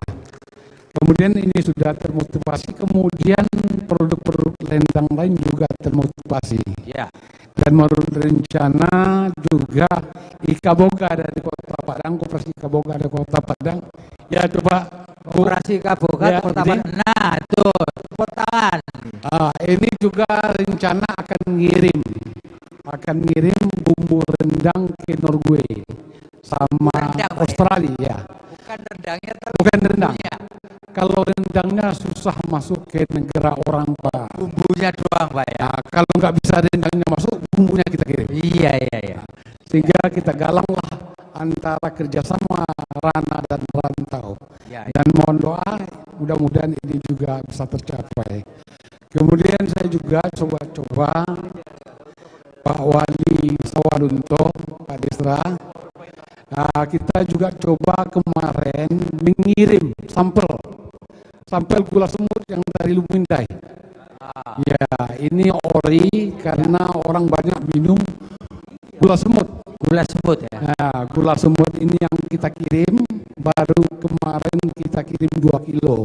2 kilo untuk Pak ya. sampel di sana. Contoh dulu ya Pak. Ya, contoh dulu, dikurasi dulu di sana. Betul. Kita ikuti lagi jejak bumbu rendang. Kalau ini nanti dikembalikan, kemarin saya juga ditelepon dari Amruk, tolong kirim lagi sampelnya. Nanti kalau sudah lolos dikurasi, kemudian sudah jelas off-takernya di sana. Ya. Kemudian kalau bisa masuk di toko Indonesia yang ada di Amruk, yang dikelola oleh orang Indonesia yang keturunan Yaman. Nah, ini nanti kita kirim lagi. Ya. Mudah-mudahan kita doakan bersama, kita kirim produk-produk kita ke luar negeri yang spesifik, sehingga banyak semangat dan termotivasi daripada masyarakat kita, terutama para UMKM kita yang ada di Sumatera Barat. Karena yang paling banyak di Sumatera Barat itu adalah yang mikro. Yang mikro Pak, 89% mikro. Nah, ini yang berjuang, ini pejuang-pejuang kesejahteraan ini. Jadi yang hadir di sini pejuang UKM semua Pak ya. Pejuang kesejahteraan ini Pak, para mikro ini. Ini ada semua ini. Tepuk tangan buat pejuang UKM nih. Ya. Semangat ya. Begitu Pak ya. Ya. Terima kasih. Pak, kita akan bergeser sedikit ini. Kebetulan Pak Wali Kota Padang baru hadir, tapi kita todong aja sekaligus beliau. Setelah tadi disebutkan, Pak Wali, di Kota Padang ini menurut Pak Wali ada 40.000 UKM. Ya, pasti ini produknya jos ini, dahsyat ini, Pak Wali. Bisa dijelaskan ini, apa saja yang bisa kita gaungkan ke tingkat nasional ini, produk-produk UKM dari Kota Padang yang beberapa waktu yang lalu menjadi tuan rumah dari Rakernas ke-15 Apeksi. Silakan Pak Wali. Sendiri Pak. Ya. Bismillahirrahmanirrahim. Assalamualaikum warahmatullahi wabarakatuh. Waalaikumsalam. Yang saya hormati bapak-bapak kami dari Bapak Menteri tadi. Oke, mewakili. Oke. mewakili dari Kementerian UMKM, Bapak Menteri yang kami hormati Pak Teten Mazuki, ya, dan mungkin juga Pak Zulkifli Hasan selaku Menteri Perdagangan, mungkin diwakili ya? Atau mungkin diwakili Pak Marolop Nainggolan, Pak, Direktur Pengembangan Pasar dan Informasi. Ya, kami hormati Bapak Gubernur yang dalam hal ini diwakili Bapak Nazwid, Pak Dinas UMKM dan Koperasi Provinsi Sumatera Barat. Yang saya hormati jajaran dari pemerintahan Provinsi Sumatera Barat. Yang kami hormati bapak-bapak dan ibu-ibu mungkin dari para wali kota yang saya lihat ada Pak Ramadan ya dari Makassar. Nah, saya lihat ada Pak Fadli Amran juga dari Sawalunto, Bapak Dr. Genius dari Pariaman, Bapak Bima Arya mungkin artinya mewakili kali ya, dan juga saudara saya Pak Sapar Bukit Tinggi, dan Pak Rizal Farepi dari Pumbu, dari Asta ya, dari Sawalunto Pak Zul Afian ada enggak ada ya, atau mewakili mungkin mewakili dari Medan kali ya, Bapak Bobi Nasution ya. Dan yang saya hormati para pengamat atau yang dari pengamat UMKM ya, akademisi Fakultas Ekonomi, pengamat marketplace digital ya, dan tentunya yang kami hormati seluruh jajaran. Saya lihat ada Pak Dinas UMKM Pak Ferry dan juga Disnakerin Pak Dian Bakri ya, dan jajarannya. Saya lihat juga ada perwakilan dari HIPMI ini, HIPMI Kota Padang, Mas Agung ya, Budi Agung.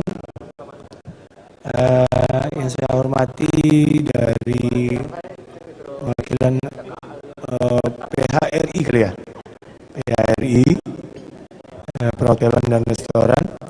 Dari IMA saya lihat ya, Ibu, makasih. Ada komandannya di belakang Pak Darmawi ya. Yang saya hormati juga para pelaku usaha se-Sumatera Barat ya, dan juga tentunya para tamu undangan ya yang kami hormati. Saya mohon maaf tidak bisa sebutkan satu persatu, nah, kita ramai, dan intinya yang berbahagia yang dirahmati Allah SWT. Saya pertama mohon maaf karena saya memang beberapa hari terakhir melayani tamu ya, Pak. Jadi banyak kegiatan Pak Wali. Saya beberapa hari terakhir ada 5 hari ini tidak menjalankan tugas fungsi saya sebagai pengayom masyarakat, mendengarkan kegiatan mereka. Jadi tadi pagi udah mulai lagi. Jadi saya mohon maaf terlambat Bapak Ibu semua, bukan disengaja tapi memang sengaja di hari Rabu ini semua kegiatan yang tertunda saya pindahkan gitu.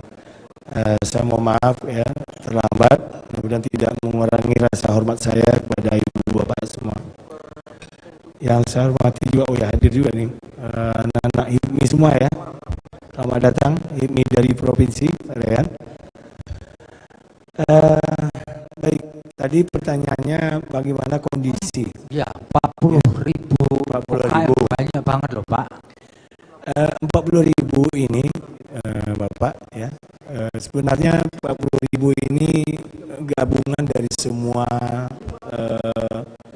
multidisciplinary sektor gitu ya. Ada ya mestinya seperti jasa, Jadi tidak hanya UMKM tapi UKM, usaha kecil menengah juga, seperti akomodasi, ya, seperti juga kuliner, ya, dan juga ada kriya, ya, kerajinan tangan, ada fashion juga Bapak Ibu, ya, karena kita Kota Padang ini alhamdulillah punya para desainer handal juga, alhamdulillah ada 16 orang ini, salah satunya yang sering saya pakai bajunya Pak, jadi itu yang seperti yang yang Bapak pakai sekarang nih, Deta ini. Deta Pak, ya, namanya Deta. Nah, itu artinya upaya kami juga untuk mempromosikan produk-produk mereka.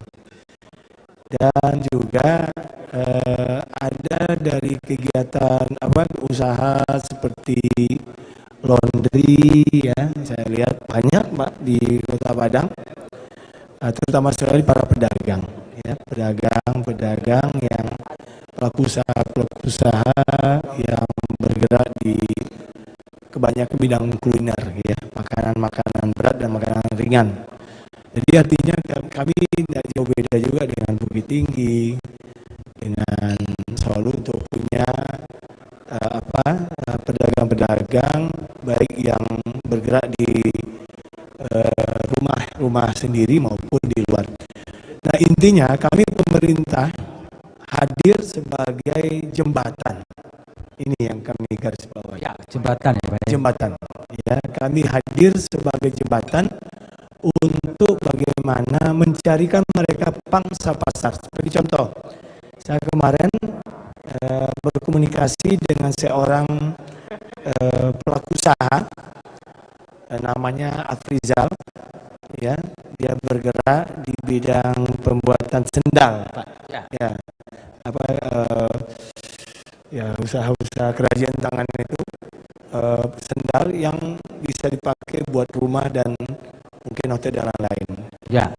Tapi keluhannya, Pak, saya nggak bisa komunikasi dengan pemilik hotel. Ya. Alhamdulillah, karena kita punya hubungan baik dengan PHRI, saya langsung kontak Bu Rina waktu itu. Dan Bu Rina berminat, Pak, daripada ngomong ya, bukan tidak memberikan kesempatan kepada yang lain, tapi tentu lebih baik kita memperjuangkan saudara kita yang ada di daerah kita, ya.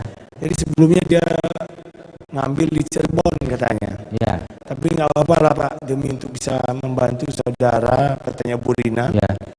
Demi membantu saudara kita yang di Kota Padang, ayo saya beli produknya mereka. Jadi kita jadi jembatan Pak. Kita menghubungkan dan memberikan fasilitas. Nah, seperti contoh, alhamdulillah Bapak Ibu, kami alhamdulillah ini masih ada baunya apexi. Ini Pak Wali Kota kita, ya, alhamdulillah nggak pulang-pulang. Udah saya, abang saya, saudara saya, Pak Paldi Amran juga, ya, dan yang lain-lain. Kami masih ada rasa bahagia, ya, karena kami alhamdulillah melayani tamu-tamu kami dari 98 wali kota se-Indonesia, Ibu Bapak. Ya, yang hadir di Kota Padang. Kota Padang. Ya. Dan baru selesai kemarin malam dengan penutupan festival budaya Nusantara. Itu ramenya minta ampun Pak, sampai mereka itu terpaksa kita suruh jalan aja, jalan. Kau boleh menari, kalau menari 15 menit kali 98 itu, berapa lamanya? Mungkin sampai subuh nggak selesai. Iya. Jadi akhirnya kita ya senang dan bahagia kita bisa bawa kesenian peradaban dari mana-mana dari kota yang ada di Indonesia dilihat langsung oleh masyarakat Minangkabau, ya, Kota Padang dan Sumatera Barat. Alhamdulillah. Ini jadi edukasi buat generasi muda. Jadi kita alhamdulillah juga kita sudah punya gedung Bagindo Azizkan Youth Center. Nah, gedung itu adalah tempat wadah bagi para kreativitas, para anak-anak muda yang punya kreativitas, ya, untuk mereka kita tampung, Pak. Ya. Selama ini anak-anak muda kita mengeluh, Pak, kalau kami buat kegiatan terbentur biaya, Pak. Biayanya misalnya penyewaan tempat, Pak. Dan untuk itu kami jawab, Bapak Ibu, kami buatkan tempat dan kami berikan kepada anak-anak muda kita, masyarakat Kota Padang khususnya dan Sumatera Barat, free of charge, gratis gitu. Jadi kita tidak meminta apa-apa. Ya, kita tidak meminta apa-apa, hanya saja tolong dijaga, jangan dirusak asetnya. Ya. Anggaplah itu rumah kita sendiri. Artinya semua operasional listrik, air, internet, pengawasan pemerintah kota yang itu APBD Kota Padang. Dan gedungnya dipakai oleh, tadi barusan kami rapat dengan komite, saya minta sekarang ini ada pekan ekonomi kreatif.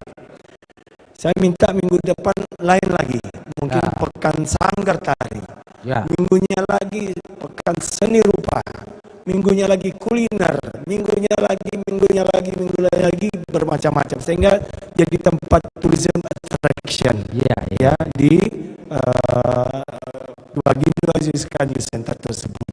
Nah, ini juga kami berikan rumah buat ekonomi kreatif, Pak. Jadi artinya mereka punya pangsa dan punya tempat untuk bisa bertemu, ya, para produsen atau mungkin investor juga bisa duduk melihat produk-produk mereka.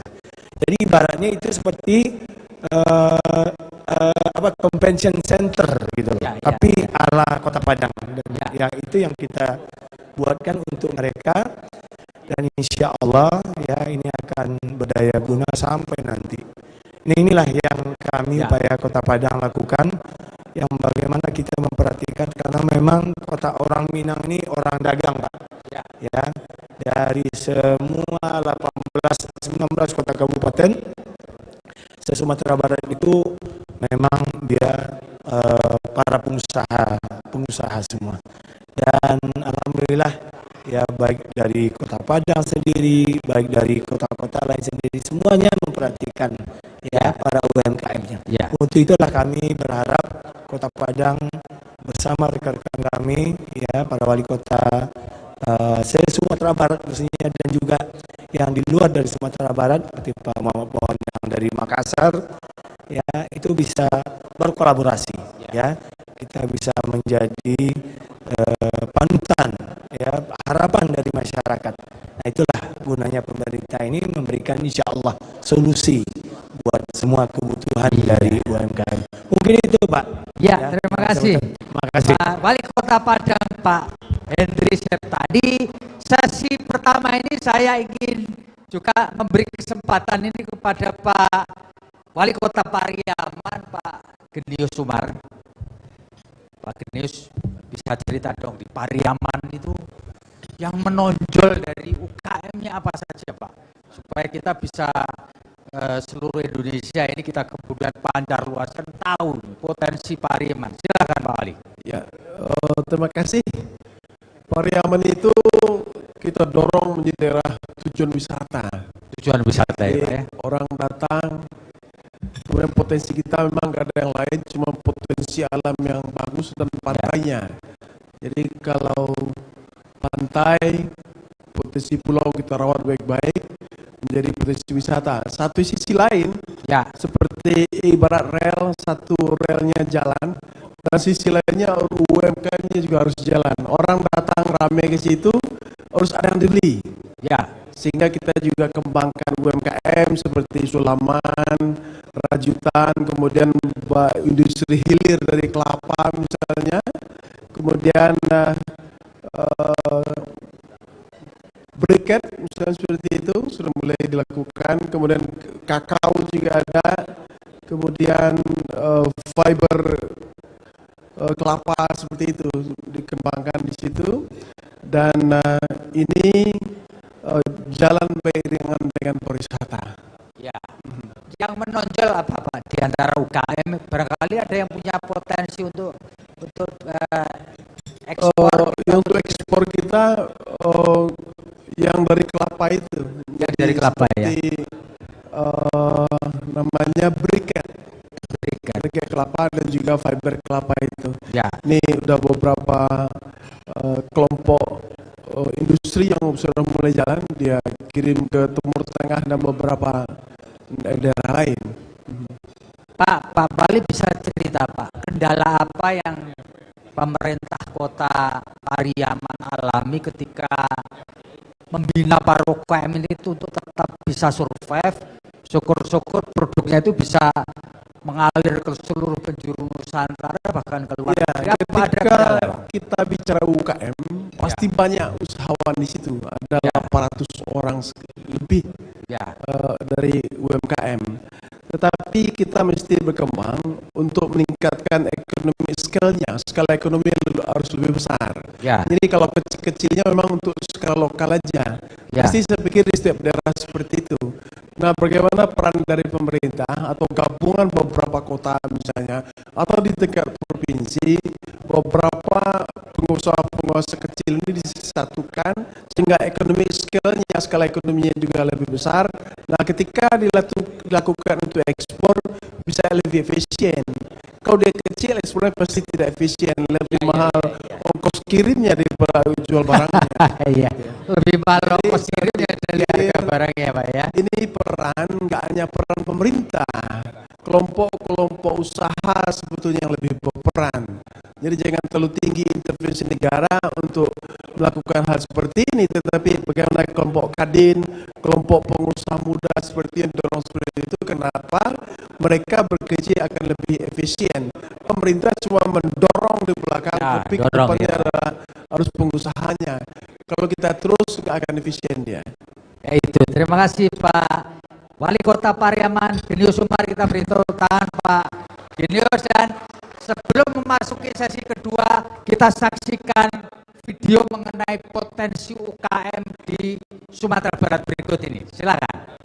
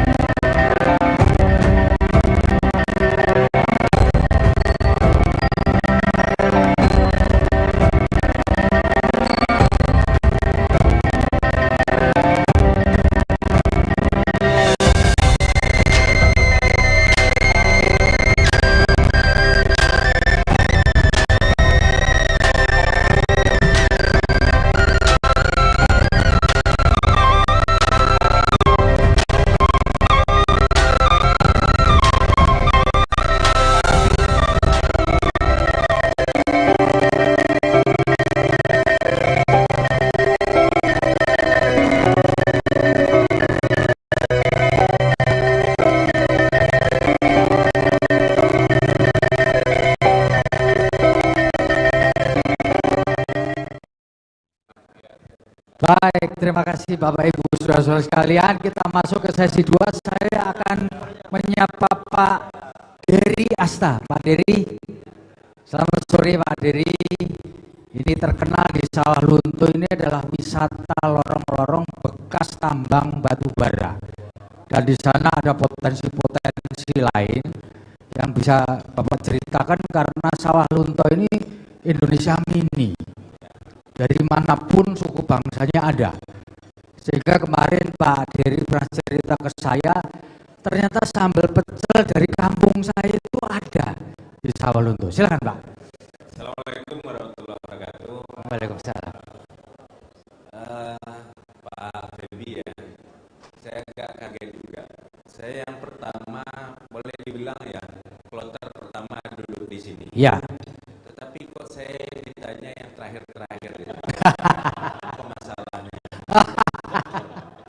Ini justru gongnya Pak kalau di bahasa Jawa ya Pak.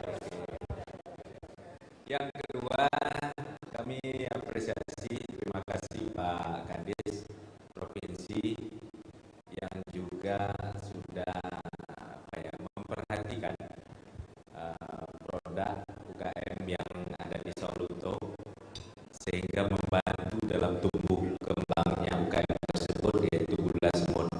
Ya. Itu gula aren sih sebenarnya. Gula aren ya Pak ya. Tapi kita create, kita buat sebagus mungkin, berstandar nasional, sehingga bisa dijual dan sudah masuk ke marketplace atau aplikasi digital. Ya. Dan harapan kita tentu semua UKM juga akan seperti ini nanti. Ya. Bicara tentang Sawah Lunto seperti apa yang Pak Febi sampaikan, Sawah Lunto itu sebuah kota kecil, kota bekas tambang batu bara terbesar yang ada di Nusantara pada zaman tahun 1800-an, sehingga berbagai macam suku, ras, budaya, agama ada di sana. Ya. Dan itu menjadi contoh kecil dari Bhinneka Tunggal Ika. Ya Pak. Dan juga menghasilkan produk-produk UKM yang beragam, termasuk apa yang Pak Febi sampaikan tadi. Di Sawah Lunto ada pecel. Ya. Karena memang yang membuat pecel itu saudara-saudara kita yang dari Jawa dulunya. Ya. Di Sawah Lunto punya pabrik tahu tempe yang sangat enak sekali. Ya.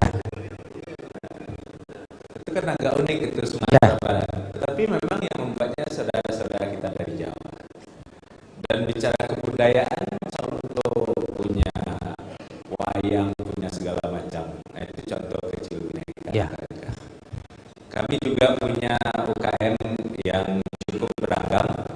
Salah satunya ini yang kami pakai songket silukam. Songket silukam, ya. Nah, ini kerajinan tangan masyarakat Sawah Lunto yang sudah ditetapkan sebagai warisan budaya tak benda. Ya, ya, ya. Dan juga sudah dipatenkan indikasi geografis. Handmade Pak itu Pak ya. Handmade Pak. Sayang Bapak nggak bawa satu lagi. Kalau bawa satu lagi saya pakai sekarang Pak. Saya akan siapkan untuk Pak Febi. Ya. Cuma dengan syarat harus dijemput ke Sawah Lunto. Oh siap. Sambil melihat indahnya alam Sawah Lunto. Siap Pak. Lanjut Pak. Cerita Pak mengenai Sawah Lunto. Jadi bicara UKM, saya rasa teman-teman kita, senior-senior kita terdahulu ini sudah sangat mahir melihat apa sih permasalahan UKM. Ya. Yang pertama tentu kita bicara SDM. SDM, kemampuan dari UKM kita. Karena kalau bicara UKM itu kan lebih ke usaha kecil menengah. Ya. Jadi kami yakin dan percaya ini merupakan tugas pokok kita. Yang pertama. Yang kedua, dari segi namanya usaha kecil, dari segi pendanaan tentu akan sangat terkendala. Ya. Kita di Sawah Lunto itu punya skema untuk mengisi skema pendanaan ini mulai dari tingkat awal sampai ke tingkat akhir. Jadi kalau pengusaha kecil ini butuh anggaran, butuh permodalan yang Ya. Itu untuk memulai, Pak. Ya, ya, ya. Itu tidak perlu dikembalikan. Oh, nggak perlu ya, Pak ya? Nggak perlu karena itu uang zakat, Pak. Ya, ya. Itu gunanya untuk membina UKM yang ada di Solo. Kemudian kalau usahanya meningkat, kita siapkan skema UPTD dana bergulir. Di bawah dinas pemerintah kita. Kalau itu dikembalikan. Itu dikembalikan. Ya. Karena itu uang negara. Ya, ya, ya. Nah, dan itu pakai jaminan. Ya. Skemanya dengan biaya operasional 3% setahun. Ya.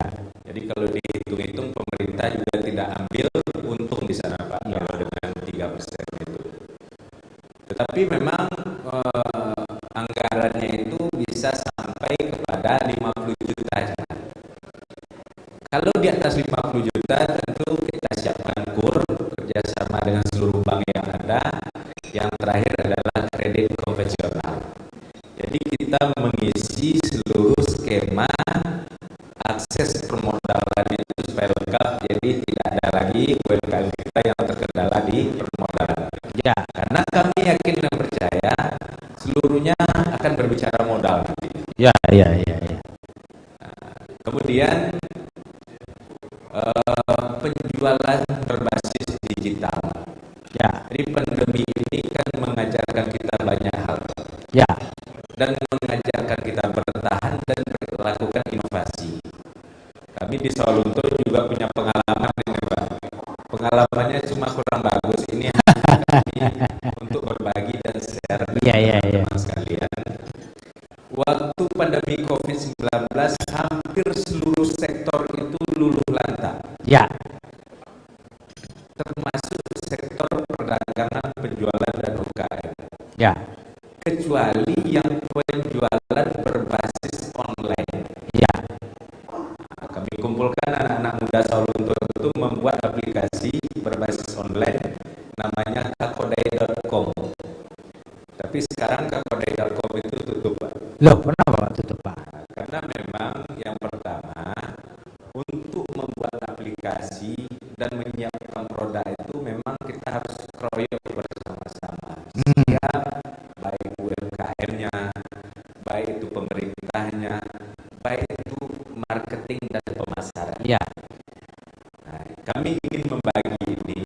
Kalau teman-teman daerah lain juga ingin membuat ini harus sinergi nanti. Ya.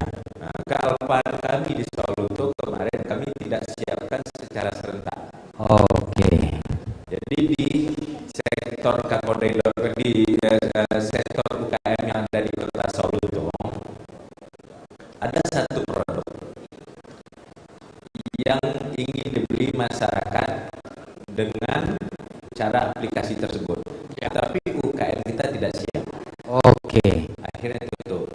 Ya. Ada juga pemesanan banyak, tetapi secara permodalan kurang. Ya, ya. Tidak bisa memenuhi permintaan. Ya. Kemudian ada juga standar produk yang kita jual di sana kurang. Oke. Jadi sekedar berbagi pengalaman, tapi kita tidak patah semangat. Kita akan membuat kakodai.com yang baru. Oh iya, iya. Nama yang berbeda nantinya. Ya, ya. Bagaimana penjualan UMKM atau UKM yang ada di Kota Sawalunto lebih meningkat lagi di masa yang akan datang. Oke. Kemudian yang ketiga, kita sedang menyiapkan sentra IKM. Sentra IKM. Sentra industri kerajinan kecil dan menengah itu tempat memproduksi produk-produk bagi IKM kita yang tidak mempunyai fasilitas yang cukup. Ya. Seperti peralatan permesinan. Ya. Itu kita bangun satu gedung dengan peralatan yang lengkap, termasuk ruang pamerannya dengan dana lebih kurang 27 miliar. Ini sedang dalam tahap proses pembuatan dan kami berharap ini menjadi sentra IKM yang ada di Sumatera Barat nanti. Jadi ini lebih khusus kepada sektor makanan. Ya. Jadi kalau makanan yang kita packaging nanti, yang kita bungkus nanti, kita retail bisa tahan. Contohnya bumbu pecel bisa tahan sampai 1 tahun. Ya, ya, ya, ya. Yang kita siapkan di Sawalunto. Ya. Dan terakhir kita desa, ada kelurahan, kita siapkan kampung marketer namanya. Kampung marketer ya. Jadi semua orang di kampung itu marketer gitu Pak. Mirip-mirip begitulah Pak. Iya iya iya. Ini lebih motivasi masyarakat kita bahwa memang pasar itu terbuka luas, tetapi memang ya, dibutuhkan inovasi dan kreasi khusus supaya kita bisa masuk ke area seperti itu. Begitu Pak Febi. Baik, terima kasih Pak Deryasa, luar biasa dari Sawah Lunto Indonesia Mini. Tepuk tangan buat Sawah Lunto. Dan saya akan menyapa Pak Bima Arya Sugiharto. Pak Bima Arya, apakah sudah bergabung bersama kita? Wali Kota Bogor, yang kebetulan beliau adalah Ketua Apexi. Pak Wali, Pak Bima Arya, kawan-kawan sudah bisa ditampilnya Pak Bima Arya? Belum? Belum. Oleh karena itu saya akan bergeser ke Pak Bobi Nasution ini. Pak Bobi Nasution sebenarnya mau hadir tapi beliau mengirimkan video. Kita putarkan bersama apa yang dijelaskan Pak Bobi Nasution mengenai UKM di Kota Medan. Silakan kawan.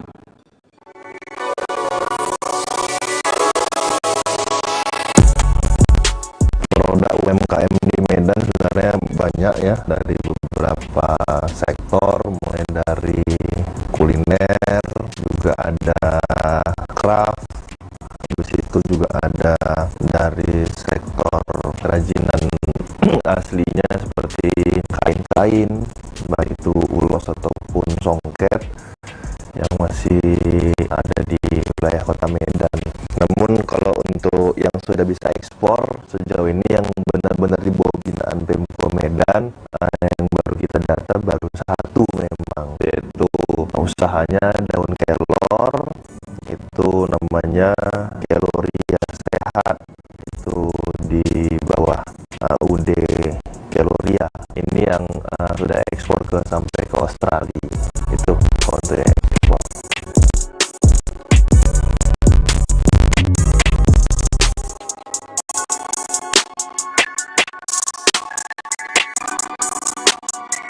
Untuk produknya ataupun suatu hasil usaha yang dihasilkan itu sebenarnya sudah bagus, kualitas itu sudah bisa menembus pasar ekspor menurut kami. Namun bagaimana menembus pasar ekspornya tentunya harus punya brand yang berbeda sedikit. Nah, tentunya melalui pelatihan-pelatihan yang diberikan oleh Pemko Medan. Nah, ini seperti contoh, bukan hanya produknya saja dibagusin, di kualitasnya dipertahankan atau ditambahkan, namun juga faktor-faktor pendukungnya yang sebenarnya harus diperhatikan, seperti misalnya kemasan, mencantumkan bahan-bahan makanan, misalnya contoh makanannya ya, yang harus ada terinformasi dengan jelas, bagaimana dia bisa berkolaborasi dengan teman-teman di komunitas ataupun di asosiasi yang bisa membawa dia melangkah lebih jauh lagi untuk menembus pasar ekspor. Nah, hal-hal seperti ini mungkin yang sebenarnya supporting yang menjadi salah satu pintu utama juga untuk bisa menembus pasar ekspor. Itu yang sedang kita coba informasikan kepada para pelaku UMKM yang ada di Kota Medan.